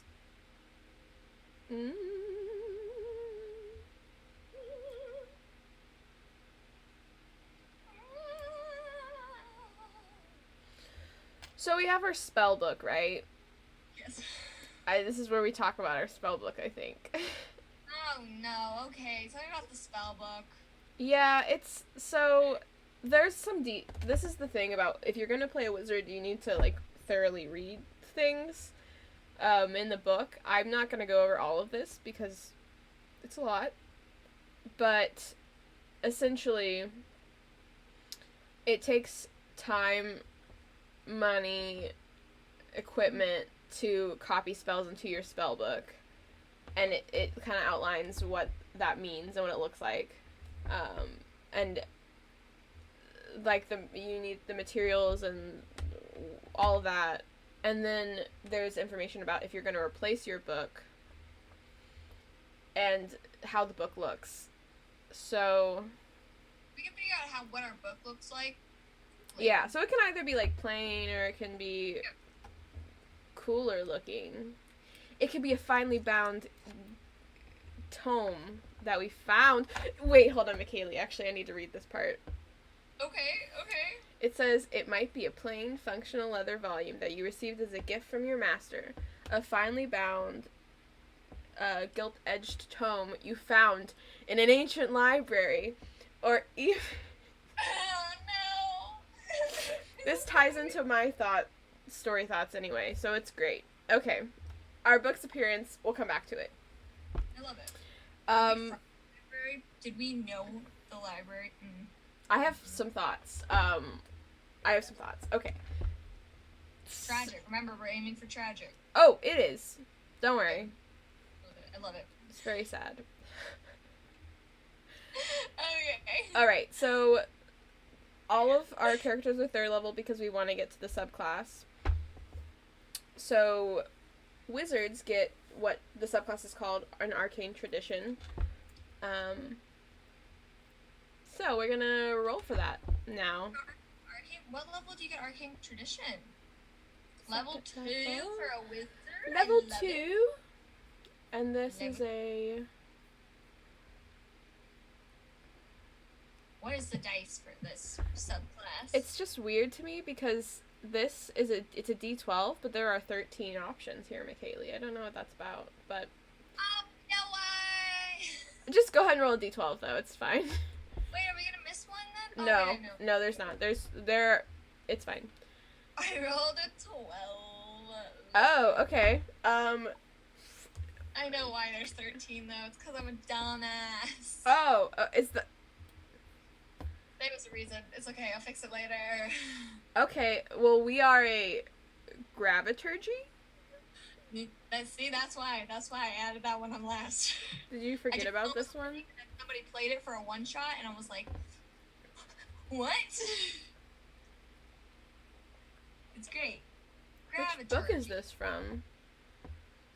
I don't remember, but it's it's the Explorer's Guide to Wildmount. Yeah. Oh, okay. Mark played this one in the one shot that I ran. That was all of our. Mark is a friend of ours who plays in our D&D group, and also my roommate, and we played it in a D&D one shot where I made them be themselves. Oh, this is what it was? Okay. This is what it was. Okay. They were Gravaturgy. Oh, right. Okay. Great. Cool. So, Gravaturgy magic is we understand and master the forces that draw bodies of matter together or drive them apart. Okay, cool. Okay. The students of Gravaturgy arcane tradition learn to further bend and manipulate the violent energy of gravity to their benefit and the terrible detriment of their enemies. I love it. Okay. Okay. This is cool. Reality and space. What? What the heck? Yes. Okay. So, one of the features that we get at second level is called Adjust Density. Okay. So, as an action, we can magically alter the weight of one object or creature that we can see within 30 feet of us. The object or creature must be large or smaller. The target's weight is halved or doubled for up to 1 minute or until your concentration ends. While the weight of a creature is halved by this effect, the creature's speed increases by 10 feet. It can jump twice as far as normal, and it has disadvantage on strength checks and strength saving throws. Okay. While the weight of a creature is doubled by this effect, the creature's speed is reduced. Oh, okay, so if it's halved, then your speed increases and you can jump farther, and but you have disadvantage on strength. But if it's doubled, then your speed is reduced by 10. You have advantage on strength checks and saving throws. Okay. Okay. And then the addition for this when you get to a higher level is that you can affect a huge creature. Interesting. Wow. That's cool. Really interesting, like, combos with, like, other spells that you can, like do with this. Mhm. You're thinking from planning. Yeah. That's super cool. Okay. Wow. So, we only have one other thing. It's, third level. It's the only other thing we get, and it's at third level. Yeah. It's an optional feature from Tasha's. It's just called Cantrip Formulas, and it's basically whenever we finish a long rest and consult the arcane formulas in our spell book in regards to cantrips, we can replace one wizard cantrip we know with another cantrip from the wizard list, which gives some more some more if you realize the cantrip you picked isn't working for you, you can switch out. Yeah, that could be really helpful if you're trying to look for something like if you know what your plan is for the day, like in advance, you can be like, oh, I think that this cantrip will be more useful for me in this situation. That's kind of cool. Sorry, I'm just looking. Hold on, I want to... Are you trying to learn more about what the fuck's up with wizards? Yeah, I'm trying to... So, we're not going to level this character up, but some other things that they get as a Gravaturgy magic wizard, as they get stronger. At 6th level, they get something called Gravity Well, which means that we've learned how to manipulate gravity around a living being. So when we cast this spell, we can move the target 5 feet to an unoccupied space if the target is willing. Okay. Wait, if the target is willing to move, the spell hits it with an attack, or it fails. Oh, so if the target's willing, or if they're hit with an attack, or if they fail a saving throw against the spell, then they're moved 5 feet. Okay. Sorry, I'm trying to. My brain's like we probably learned to be a graviturgy wizard among other graviturgy wizards. Yeah. So I'm wondering what the higher level wizards would look like what kind of stuff they can do, to see if this works with story stuff. We get something I love it. At 10th level, we get something called Violent Attraction. That sounds very love it. So when we see... so when we see another creature hit somebody within 60 feet, hit someone with a weapon attack, our reaction can increase attack's velocity. And they get 1d10 extra damage. Ooh. Okay. What level is that at? You said 10? 10. And then... That's it. And similarly, if a creature takes damage from a fall, we can use our reaction to increase the fall's damage by 2d10. Okay. So let's just push people off buildings. Let's just push people off buildings. We can move people with our thing to make them move 5 feet in any direction, pull them off a building, and then use our other ability to make them, like, hit harder. Yeah. Sure. So it's a lot of, like, gravity moving things. Okay. Alright. That's all we get. That's cool. What's up next, Claire? What happens now? What happens now? I don't know. I don't know either. I've never been here before. Oh, I know. You've never been here before? No, first time. It's your first time? Wow. Yeah. I think we should roll on the potato. On the potato? On the potato. Oh. Whoa. Whoa. What's a potato? What? Potato. It's our personalized obscure traits about tenacious onions table. Whoa. I love it. The potato table. That are gonna be random and about our character that is made of layers, like an onion, like an ogre, like a person. Yep.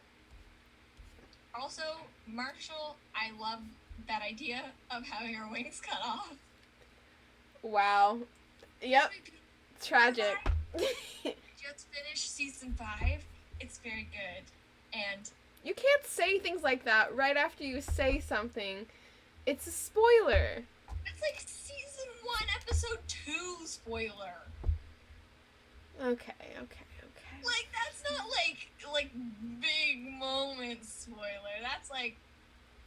Oh, I'm thinking of a different moment, I think, actually. You're talking about a big moment. I know what you're talking about. Haha. Anyway. The potato.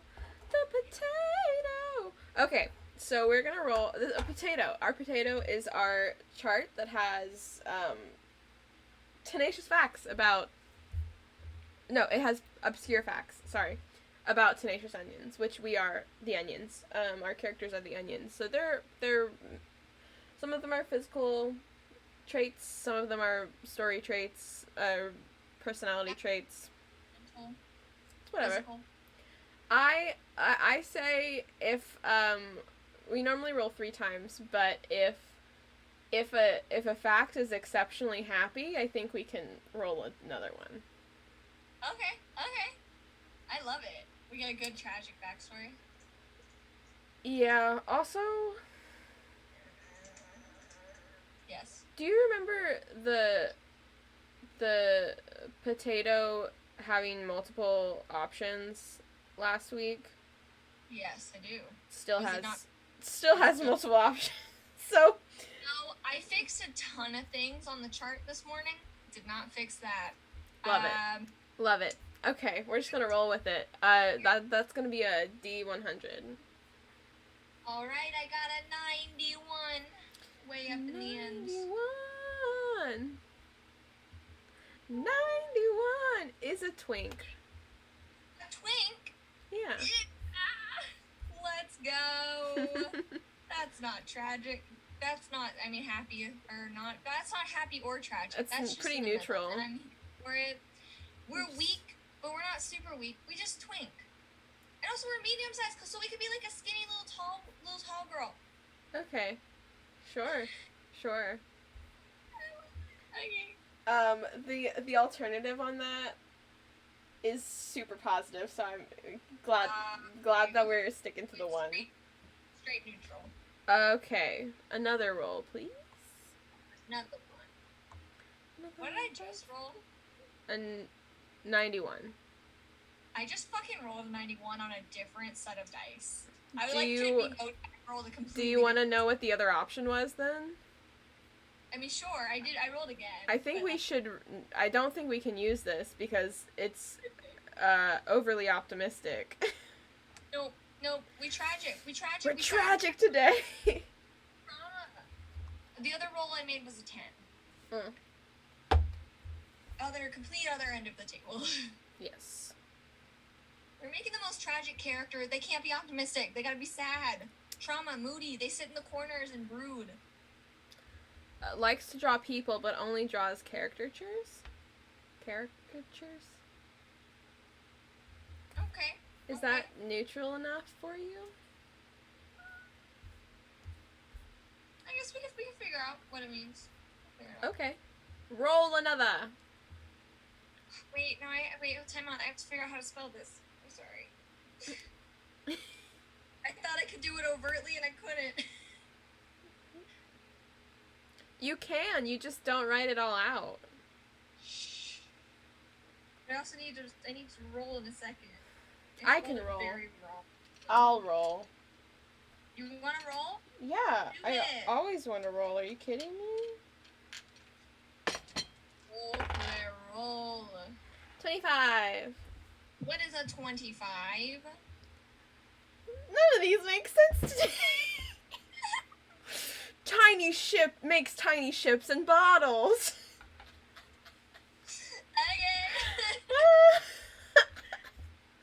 Everyone needs a hobby. We have 2. Do we want another one? I kind of want another one. Yes. Okay, hold on. Can I roll again? Please. Yes. Okay. What'd you get? 79. What's 79? Did I find it?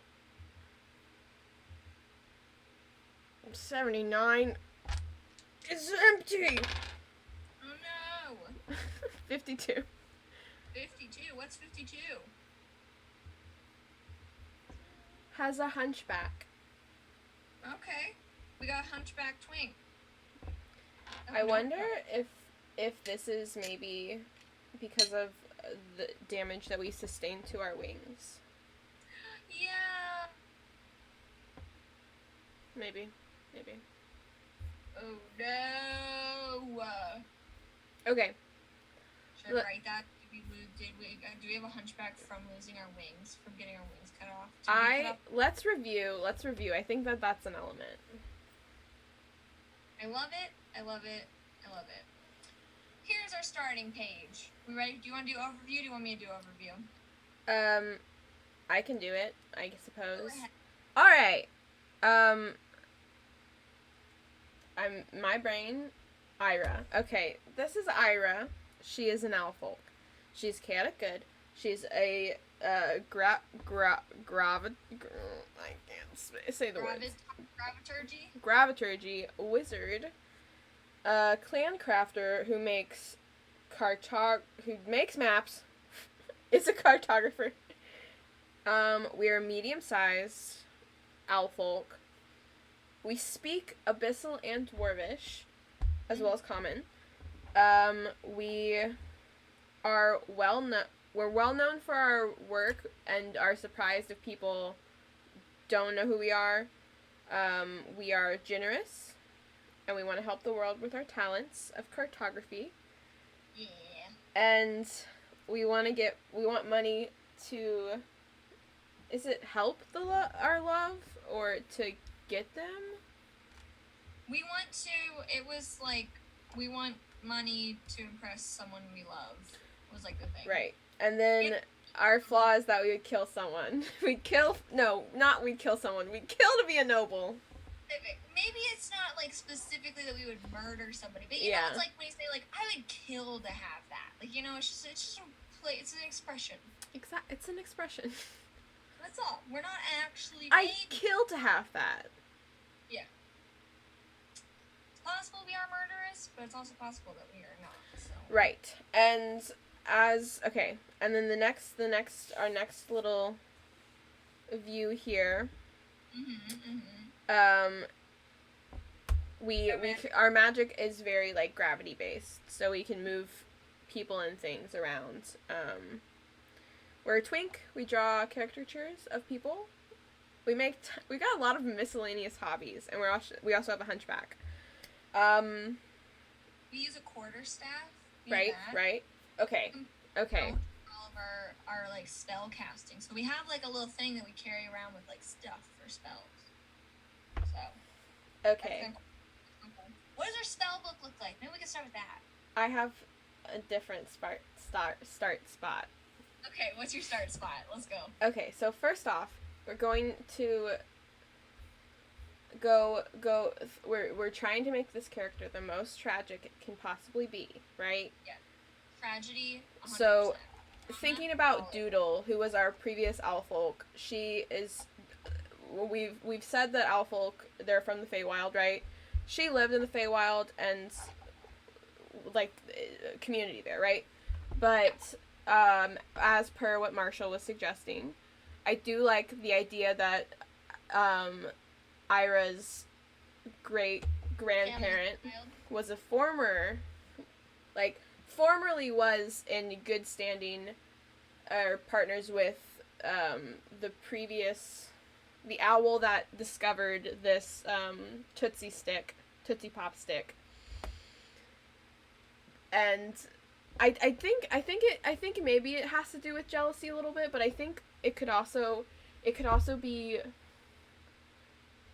like not jealousy about discovering the thing, but jealousy about the power it holds and the fact that Doodle's ancestors did nothing with it. They were like, this is a relic that should be protected, and they didn't do anything with it. So I think maybe our chaos. I think our whoever was maybe not to say that they were like fully evil, but they were more power hungry, enough so that it was dangerous and we got exiled to the material plane. Whoa. Oh my god. Yeah, we got exiled to the material plane, right? And so the only culture that we experience is our family, and even that is small and getting smaller, I think.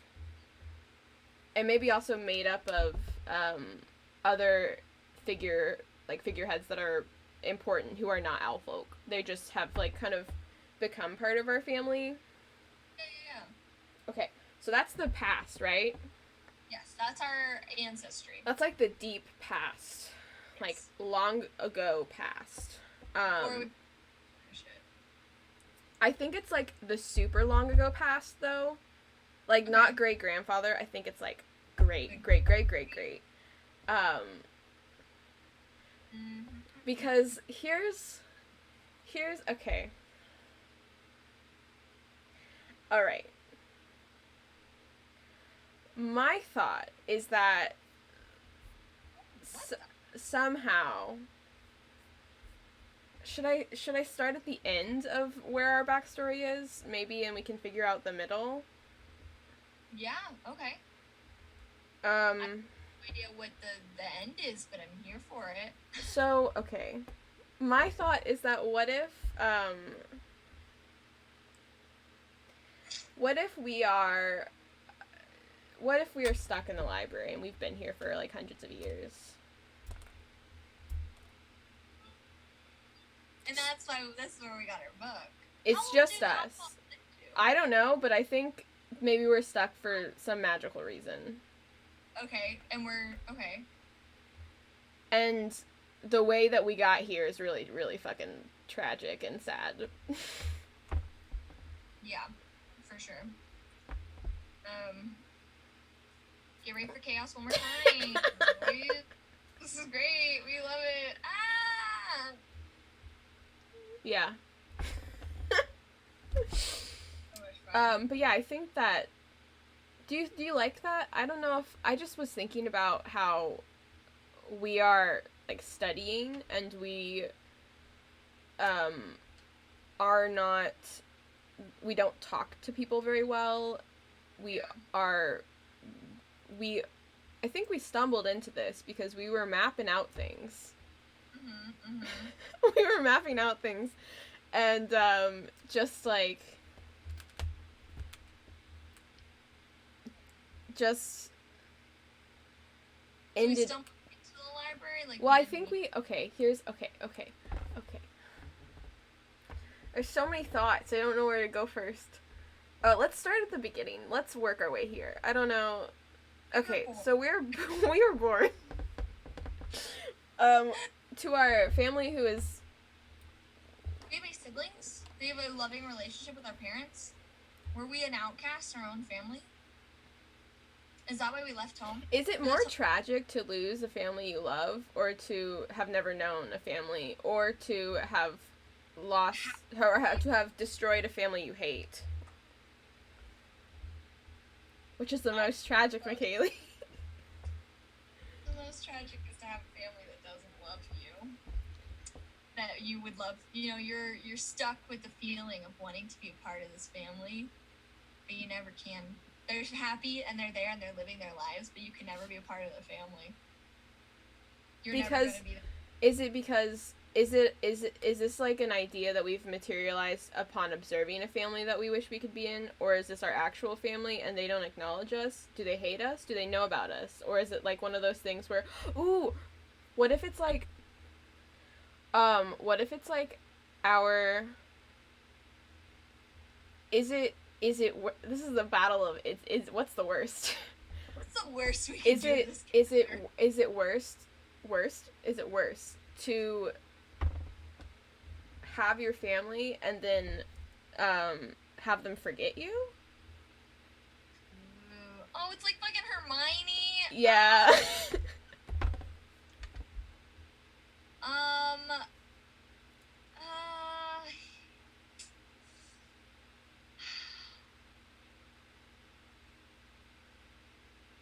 I don't know. This is how it's tough to make a. You just go that they're all dead and then move from there. It's a mildly tragic base. Sure. Okay. Why would we be kicked out of family? Why would we leave home? Does our family not want us? I think our family doesn't want us. I think that's tragic. Tragedy is not being wanted.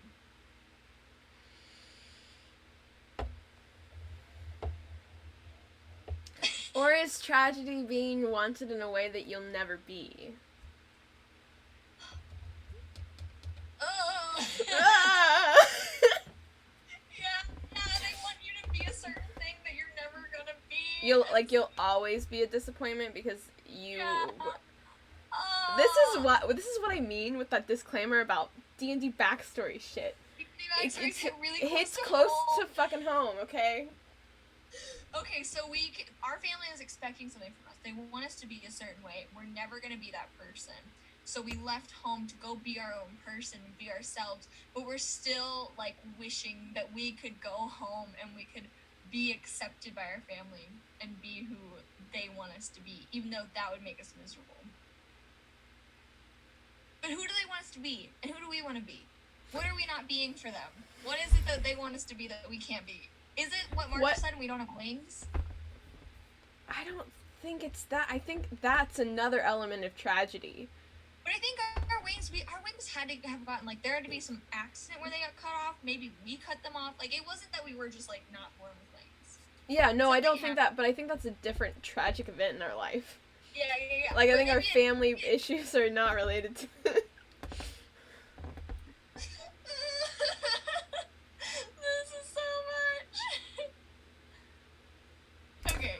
it's one of those things like, oh god, no. Why is it so hard? What if our family wants us?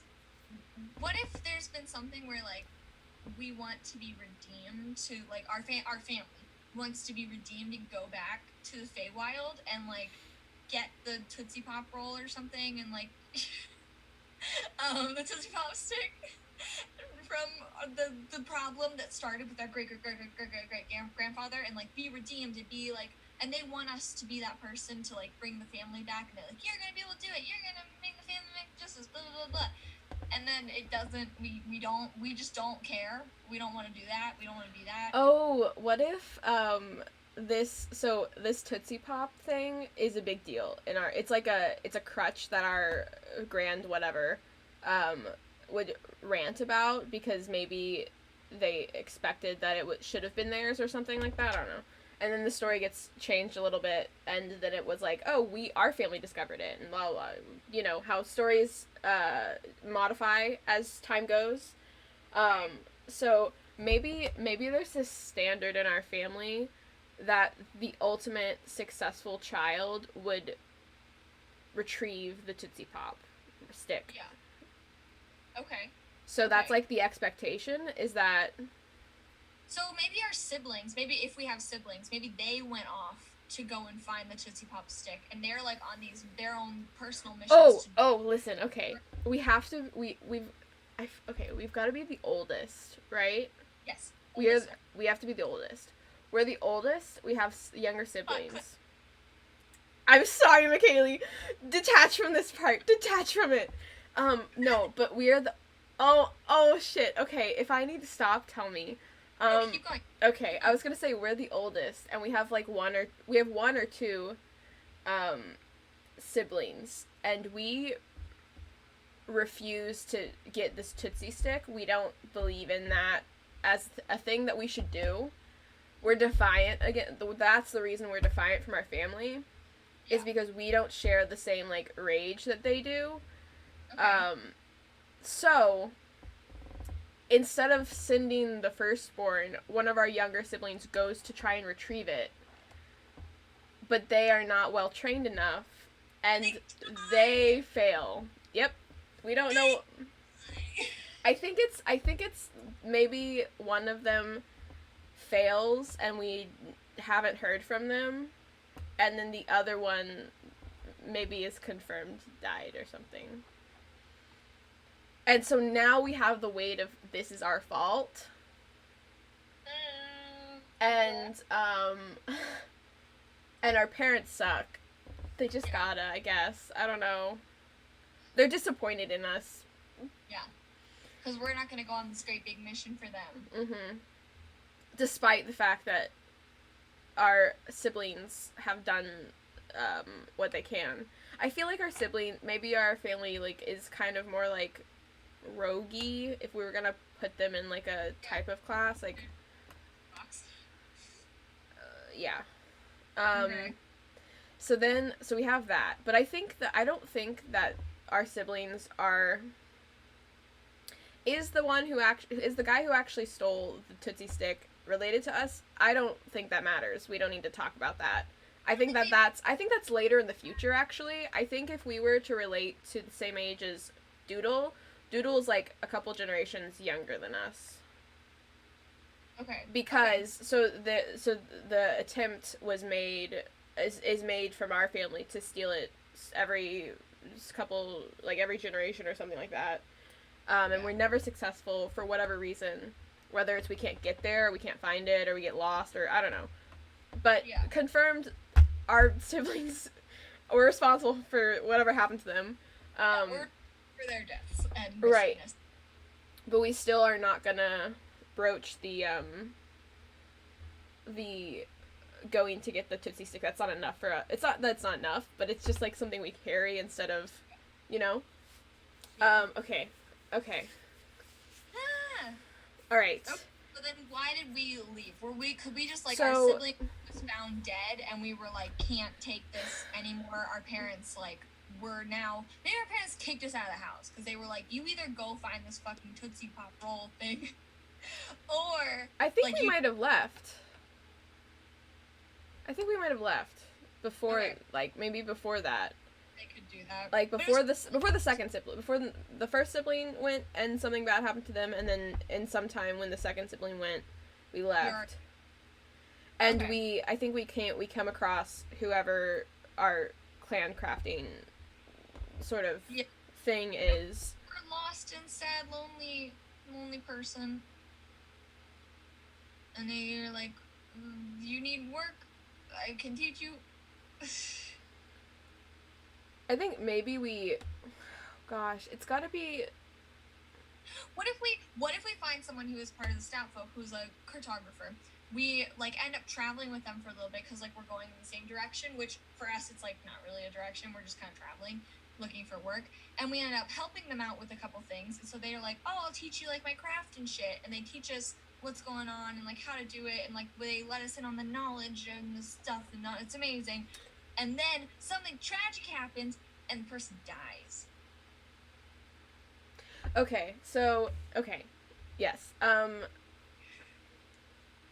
But we become really close with this person. And So when we're going off to maybe we leave home and we're trying to decide how we feel about the situation outside of our parents and our family's influence, right? Yeah. Maybe we do briefly try to determine the location, but we didn't take any of the stuff because we don't care. No, we do care. But we didn't take any of the like things, so maybe we're trying and failing to get to the Feywild because there's some sense of duty, and maybe that's how we stumble across tragedy of one of our siblings. That's really sad, but we're leaning into the tragic today, friends.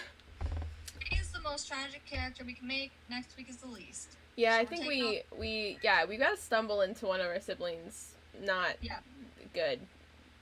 We find them dead. You say it so easily. I'm like hesitating to like say it, and you just say it. So that sucks for us, and we're sad.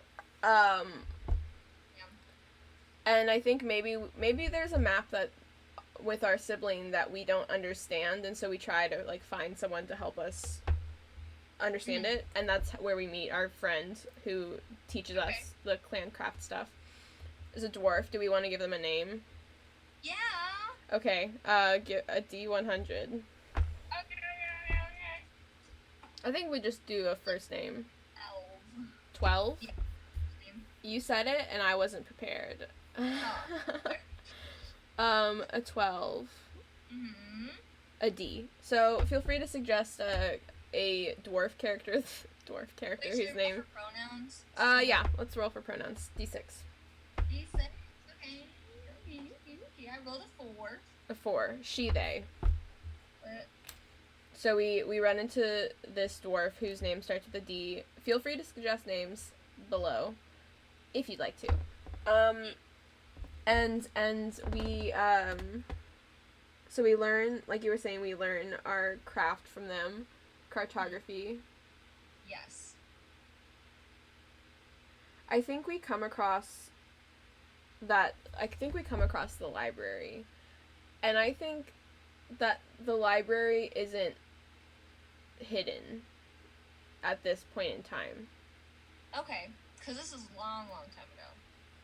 Okay. I think the library is like kind of known as a place that like I don't know, powerful people go to find really powerful artifacts. Yeah, and like to learn a lot about things, and maybe we think that there could be something useful in regards to getting to the Feywild. Okay. Because I think when we find our sibling, we assume that the other one also left to go, so maybe we're trying to like intervene or something. I don't know. Yeah, figure out where they would be. The sense of guilt, is there.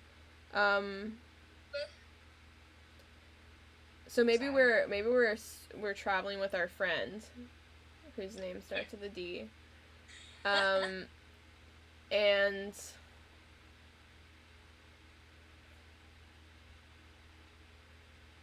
Ooh.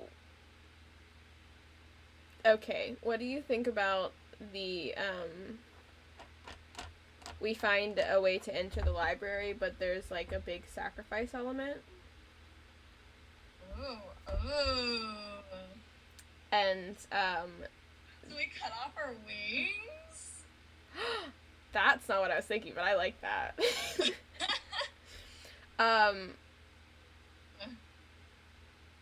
yeah, let's do that. We have to sacrifice something of ourselves to get in. This is very terrible. So we cut off our wings. Yes. I don't. Let's go, tragic. Okay. Lean into it. Yeah. So we cut off our wings. I was gonna say something happens to our friend, but I think that happens later. So we're in the library now with our friend. Our friend must have. They must have done something too. Yeah, they probably. I don't know. Yeah, they cut off a arm. Something. I don't know. Less crucial. I don't know. But the thing is, we know that our friend never wanted to come here. We know they didn't. They were coming for us. Yeah. They were coming for us, McKaylee. And they sacrificed something. Read between the lines. Bad. Read between the lines. They were coming with us on this thing that only we wanted to do, and they were supporting us the whole. They were willing to cut off an arm for us. Oh. And yes, this is the person that we would that we love. Okay.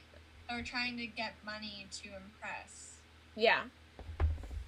I think maybe. I think it could be different, but this is the direction that it feels appropriate, I guess. Yeah. I love that. And do so. You want to pick the name options? Oh, yeah. Darla, Dee, Demora, Demila, Danger. Demila, Demora, Dee, Darla. Do you have any ones you like? Thank you, Marshall. Thank you, Marshall. I like either Dee or Demora. I like Demora. Demora? Okay, well, let's do Demora. Demora it is. Thanks, Marshall. Always. Bring in the names. Okay, so, yeah, so we're Demora is very important to us, and so we're in this library, right? And the library, I think we've talked about it a bit. That there's a lot of stuff here. Mm-hmm. I think there's a lot of sections that are. I think there are sections in this library that you have to sacrifice more things to get access to the books and stuff. Okay. Because if we're talking about powerful tomes, right? Yeah. They're creepy. Yeah. Some of them might need to drink your blood or something. I don't know. Delightful. I feel like something happens. I feel like we open a book and something happens to us that gives us abyssal. Okay. Like we, as a language that we know, I feel like it gives us abyssal. Mm-hmm. And I feel like maybe it could. Ooh, that's good, Marshall. Sacrifice the relationship. Ooh, What if? Oh shit! Do you think it's okay? There's a couple options here, right? Yeah. One of the sacrifice. I think to get into another section, we'd have to sacrifice more. So maybe that's the limbs and stuff is the first sacrifice because it's simple. Yeah. And then the next sacrifice is a little bit more. Do you think either the sacrifice of the relationship would be like it just ends. That's pretty anticlimactic. Or they forget about us, like, and leave. Like they're gone, and we know that they've never known us. Yeah. Or do we think that when it says sacrifice like maybe it's like a riddle or something in this one section, and we're like, oh, sacrifice a thing, and we're like, oh, we gotta sacrifice this thing. But it really meant like sacrifice the like kill somebody. Yeah. Oh. How did it kill her? I feel like maybe she was not following us, and oh god, I don't know, McKaylee, I don't know. Part of me feels like we should. The tragic moment is stumbling upon somebody. Okay. What is our sort of is that we want money to get our love? I think something like I love the sacrifice relationship or like getting her out of the picture in like some way. But I think that it needs to be in a way that like the only way to get her back is through monetary means, or like, you know, like we need to purchase like a certain gem for a ritual or something, so that something that'll motivate us to want to have more money to get her back. Whatever happened to them. You know? Maybe if this is a Yep, Marshall, I feel real sad right now. I feel real down. I think we're gonna need a cool down after this backstory.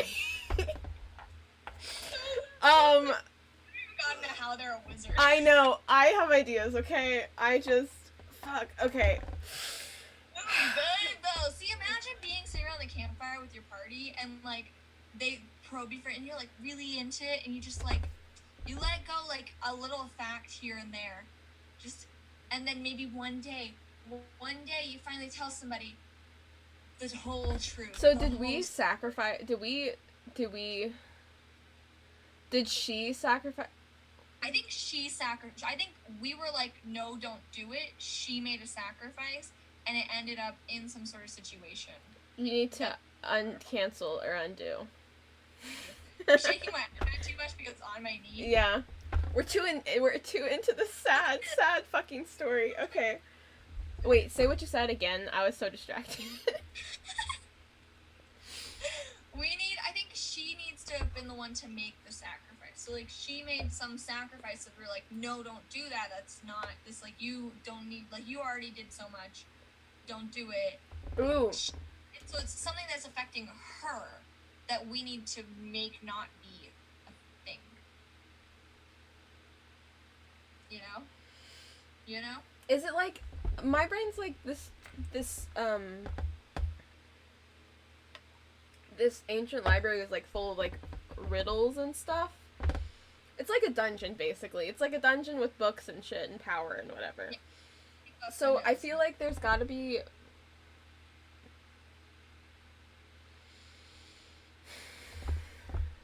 Maybe there's an attendant that's like by a certain area. And, because this is, again, when it's in use. I think it's still dangerous, but it's in use. It's a library in use, so there are maybe attendants here and there, or whatever.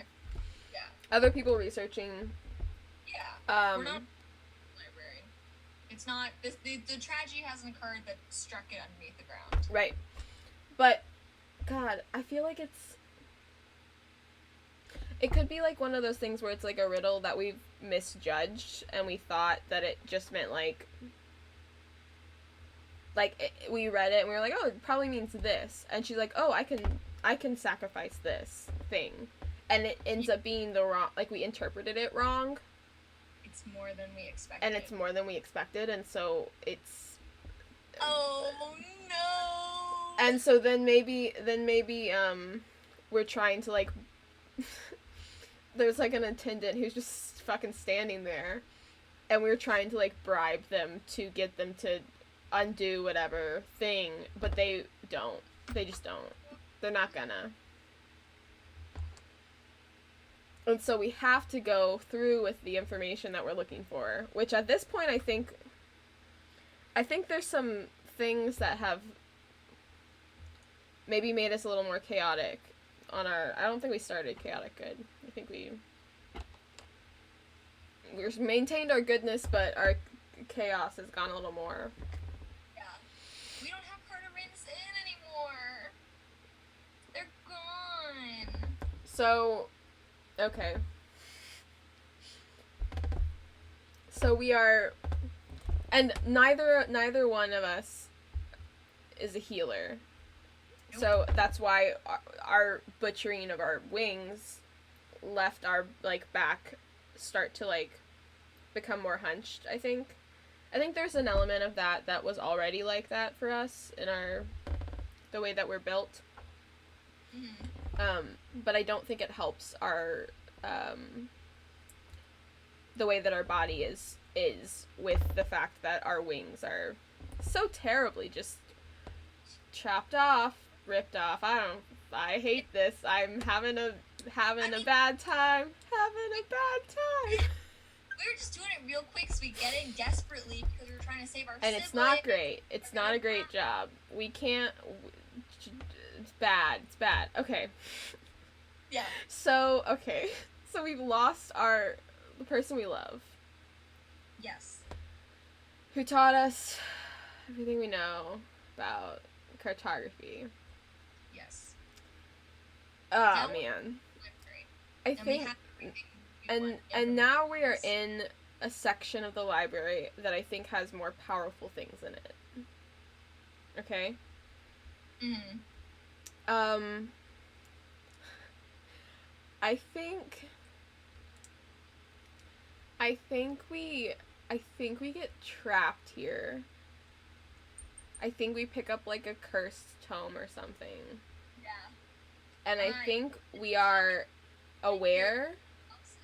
Yeah, I think we're aware that we're trapped here. And we are aware of the time that passes. Yeah, but somehow the tome keeps us alive. Yeah, we're not dead. And maybe this tome has become our spell book. Yeah. And I think it's the reason that we have, let's see, the reason that we have... What is it called? What is it called? A second. The reason we have graviturgy over something else is... It's gotta be, like, our frustration of that fact that we can't leave. Okay, so we're trying to, like, move Earth to get out, like trying to manipulate. Yeah, we're trying to manipulate things to get out. Yeah, we're stuck here. We're buried under the earth. Well, I think that's the super sad part about this tragic backstory is that we're stuck here. Mm-hmm. So we see the people, like maybe we like can't get them to understand the situation. Like maybe that's part of it is that we can like we see them but like we can't get them to understand what's wrong. Yeah. You know, like when you say things and the words you want to say aren't forming, like the idea that the idea that's in your head you can't put in. Yeah, you can't put into words that will make sense to another human.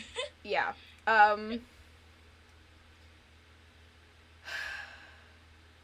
This is really sad, you guys. This is really sad, friends. The sad part, once we finally escape... I don't think we have. Well, I know, but if we ever do... Oh. Our are going to be long dead. We're never going to get the love that we never got. Our siblings, they're definitely dead. We weren't able to protect them and save them. The one that was left, we weren't able to find them. No hope. So fucking sad, man. Most tragic character. But yeah, I think we I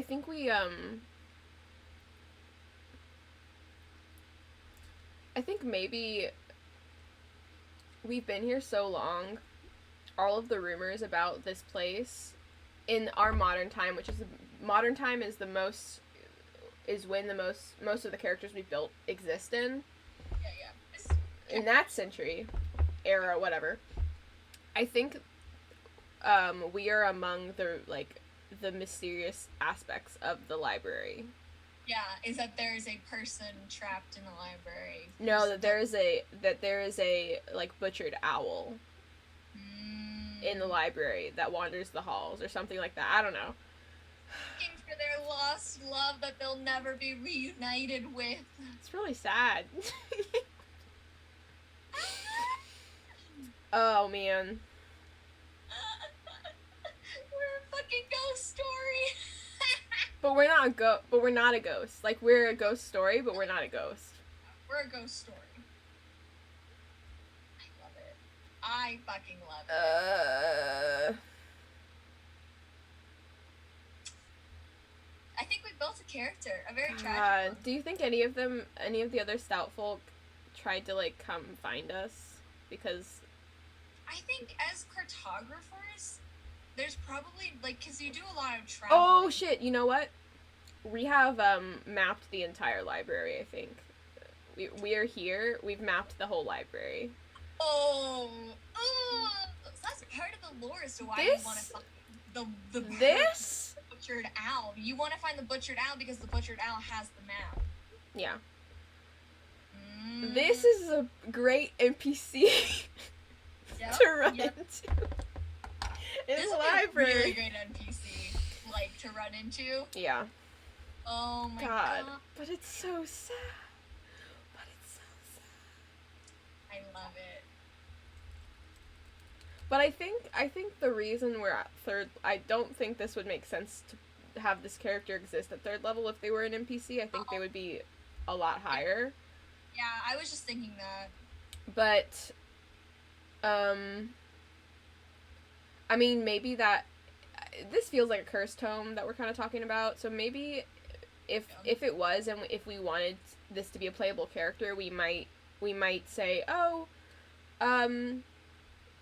part of it is that we're, like, unable to increase our capabilities. Like, we can learn, like, we've learned all of it, but we can't implement it. Like, we can't do anything to get out of this situation.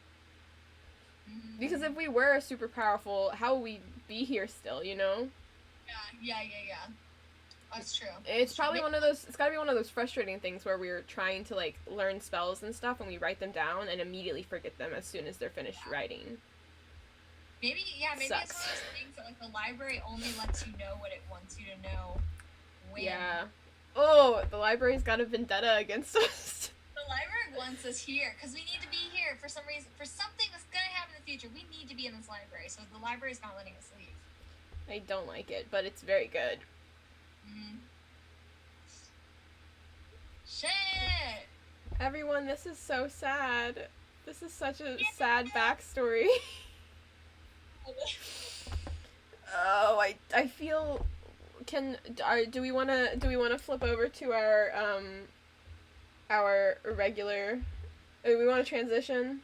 Yeah, let's do that before this kicks me off of the thing again. Alright. Ready, go. I'm sad. Am sad. So sad. Oh, we're so heckin' sad. Okay, so I think we need to decompress. That was really sad. We promised a tragic character. Yeah, we promised a tragic character this week. And if you really want to hear all of it, then this will be on Twitch, and then it'll also be on YouTube later. Yeah, follow our social medias. Next week will be only good vibes. The happiest character you've ever seen in your entire life. Next week, the character's gonna be all fucking sunshine and rainbows, and they're gonna be, like, so fucking happy and beautiful, and they're not gonna have any sadness in their story. They're gonna have a loving family that cares for them. It's gonna be great. The thing about sad characters is that most of the time, like, if we were to play this character, at least for me, I like secrets, right? So you'd probably never get that from the character. Like it's it's Yeah. it's interesting to consider like the build like story building and then not not showing the story until at some if you play it enough, Mm-hmm. or if you confront your backstories, which is I think that's probably one of the best ways to bring the story like more full circle is to kind of dive into all the players' backstories. That's what's happening in our Monster of the Week game right now, and it's the story is much more engaging because it's like we're all contributing to the story and each other's stories. Mm-hmm. Oh man. Yeah. If you build a sad character like this, I hope you love them still. Yes, I love Ira.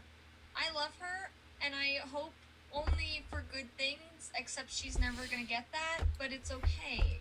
I just, it's tough to build She had a. it for a moment. She had a moment with Demora. She had a moment of Yeah. happiness in her life. Oh gosh, there's just. Demora.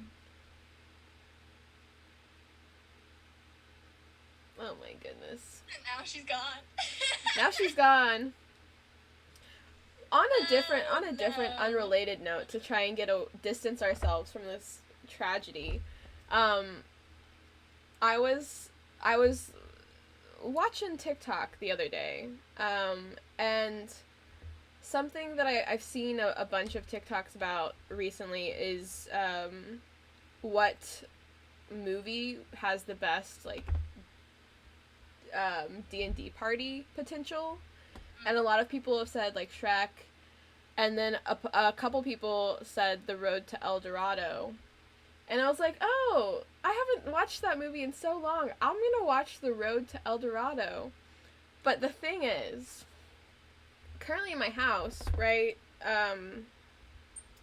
our Wi-Fi keeps doing this thing where it dips out every couple minutes. I'm not using my Wi-Fi right now, which is why we're here. But it keeps dipping out.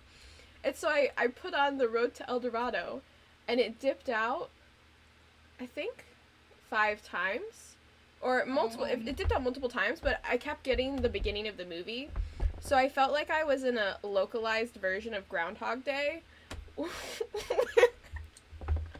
where I was only getting just the beginning part, and then it would freeze and forget it that it had played that long, and then I would get the beginning part again, and at the beginning of stream I was feeling very mellow, and I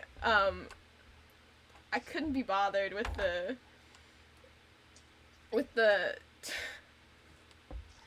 fact that it was a little bit like frustrating. So I just wanted to watch it because I haven't thought about it in a while, and it's funny, right? It's a good time. Pretty good movie. It really is. I love the people who are like, it's a series of like what happens when you roll a natural 20 right next to a natural 1. Mm-hmm. Like, over and over and over again. Yeah, and that's the other thing. Like I feel like now anytime I watch anything, absolutely anything, all I see is like what classes that the party is, because that's a common trope, right? Yeah. To have a group of like characters that are all like their own set skill. Yeah, because that makes the story more. It would still be cool to have like a bunch of fighters, I guess, but I did this while I was watching. I just rewatched The Witcher for the 3rd time because season 2 is coming out in December. And I'm so excited. But I rewatched it for the 3rd time, and as I was watching it, I made Geralt of Rivia a new character sheet. Yeah. It was very fun. He's an Eldritch Knight fighter. No, Side Warrior. He's a fighter. hear which one it is. Cool. Okay. Mm-hmm. Yeah, my computer. It wasn't. It was actually my television that said it wasn't meant to be. But how rude of it. yeah, did you know where I am? There's a monopoly on the like phone service that's like allowed by the government or something. So only one service is provided in my area. And it sucks. Like, the service sucks. Yeah. So shit. we're all down in the dumps. My neighbors probably also hate the situation. It's a great, terrible time. What's up with you guys? I have no idea. The greatest tragedy is learning there's an expected arc to every yes, that is honestly it's like you watch new shows every time and it feels kind of familiar, but it's not, because it's different, but it's also the same. Yeah. And especially in animes. Can I just say, I've been watching anime recently, more so because I've watched a lot of shows, and suddenly now I have less shows to watch, and so you watch shows so fucking fast. Yeah, it's not great. Gravity Falls, I showed her the first 2 episodes. The next day, I texted her and I said, hey, did you watch any more of it? Did you like it? Like, what were your thoughts? And she was like, oh, I finished it. All of it. Took you a fucking day. A day and a half. Yeah, nice. I'm not saying that it's great, but it also means I watch lots of shows. That's wild, man. It's a time. Mm-hmm. We're here for it. And I also think the, like, expected arc to stories is it I feel like it's like it's sometimes it's accidental. I feel like all the characters we've built so far, they have like elements of, like, I can think of 3 like media sources that Era's related to a little bit. One ended up being Indiana Jones. One ended up being Anakin Skywalker, and last week's was Little Mermaid. It was a great time. Yeah, and then today, like, there's an owl in Avatar: The Last Airbender in a library that just like exists in the library. Did you base this off No, that? I didn't, but I thought about it because I was marinating on this library idea, because it would suck to be stuck in a library forever. And I was just thinking about it. I was like, oh, because I've also thought about this library in Avatar is like also buried and lost. So I've always thought about it when we talk about things. Let me hold on. Chat's saying stuff. It's all about your fucking TV show watching. There are 2 seasons in Gravity Falls. Listen. There's 22 episodes.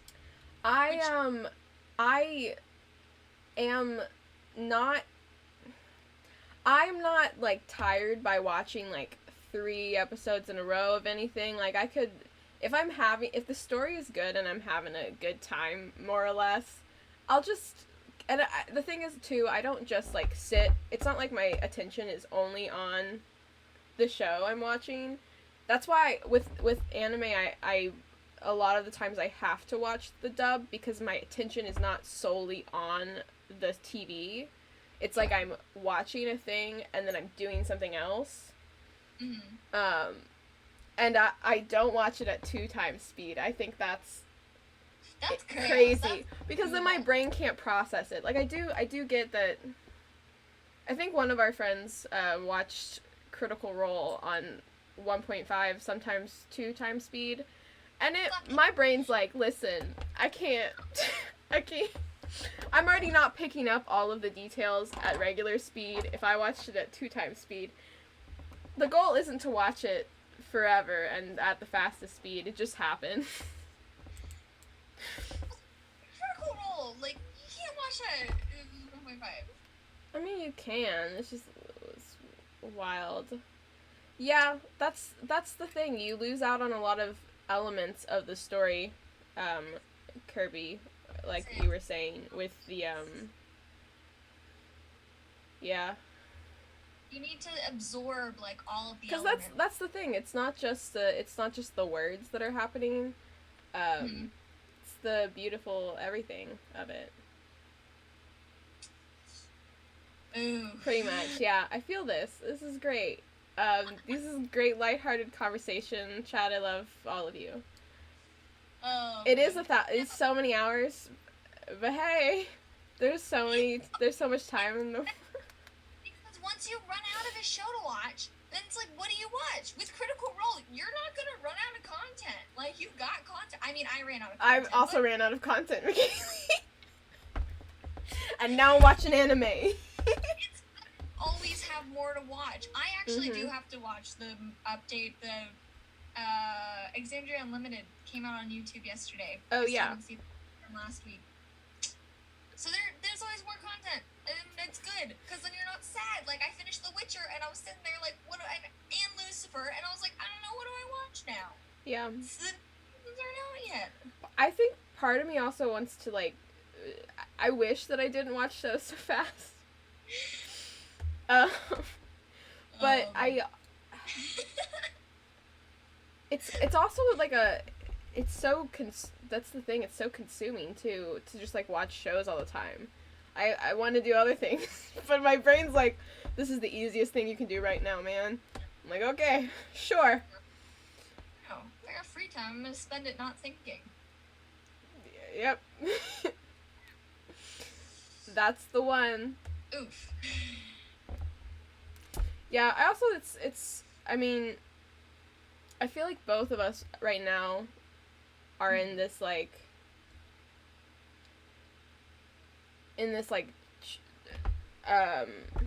transitional period, like, going from one aspect of life to another.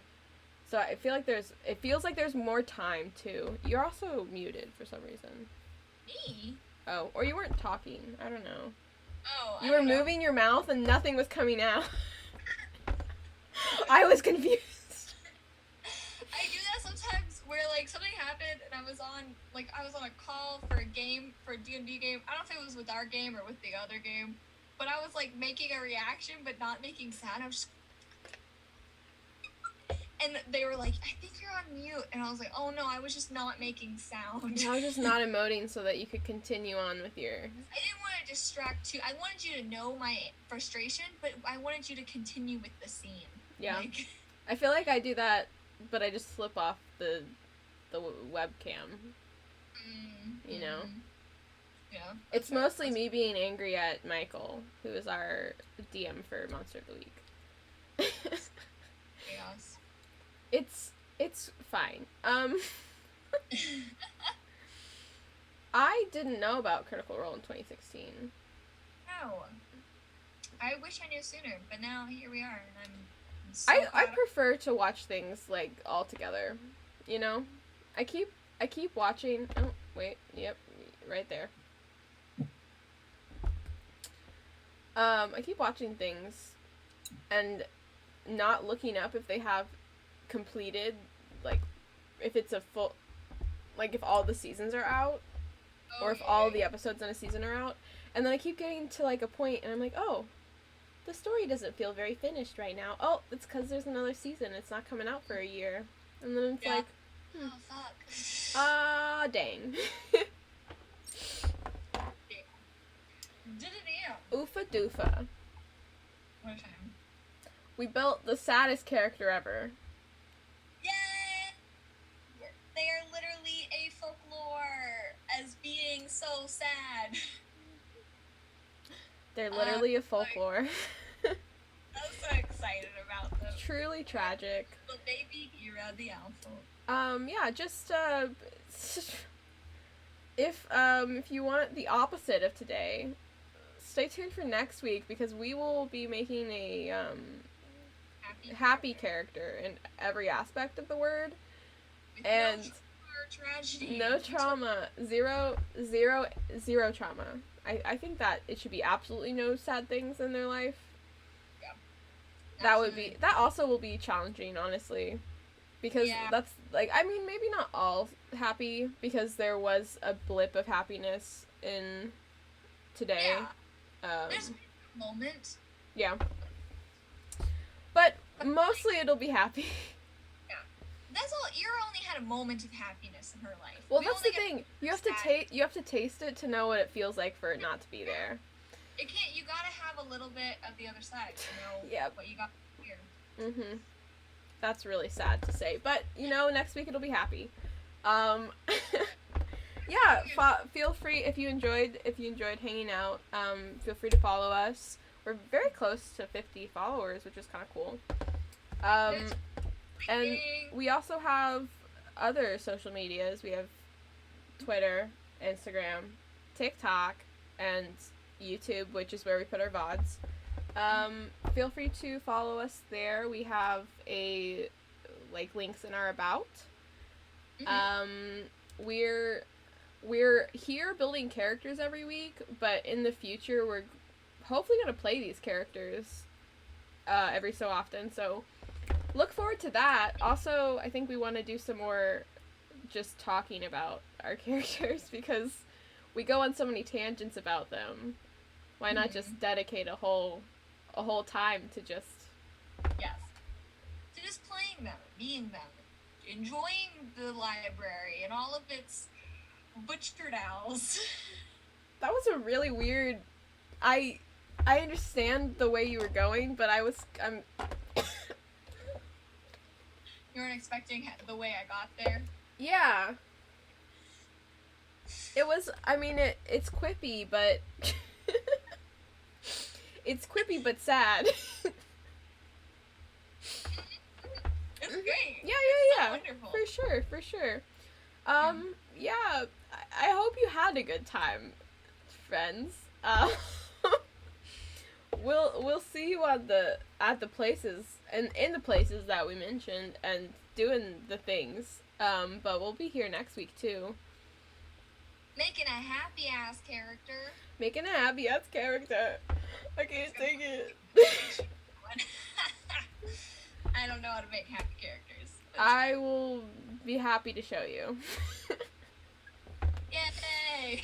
Alright, well, good night, good day, good one. Have a good rest of the time until you go to sleep. And then the rest of the week, too. We'll see y'all next week. Alright, goodbye.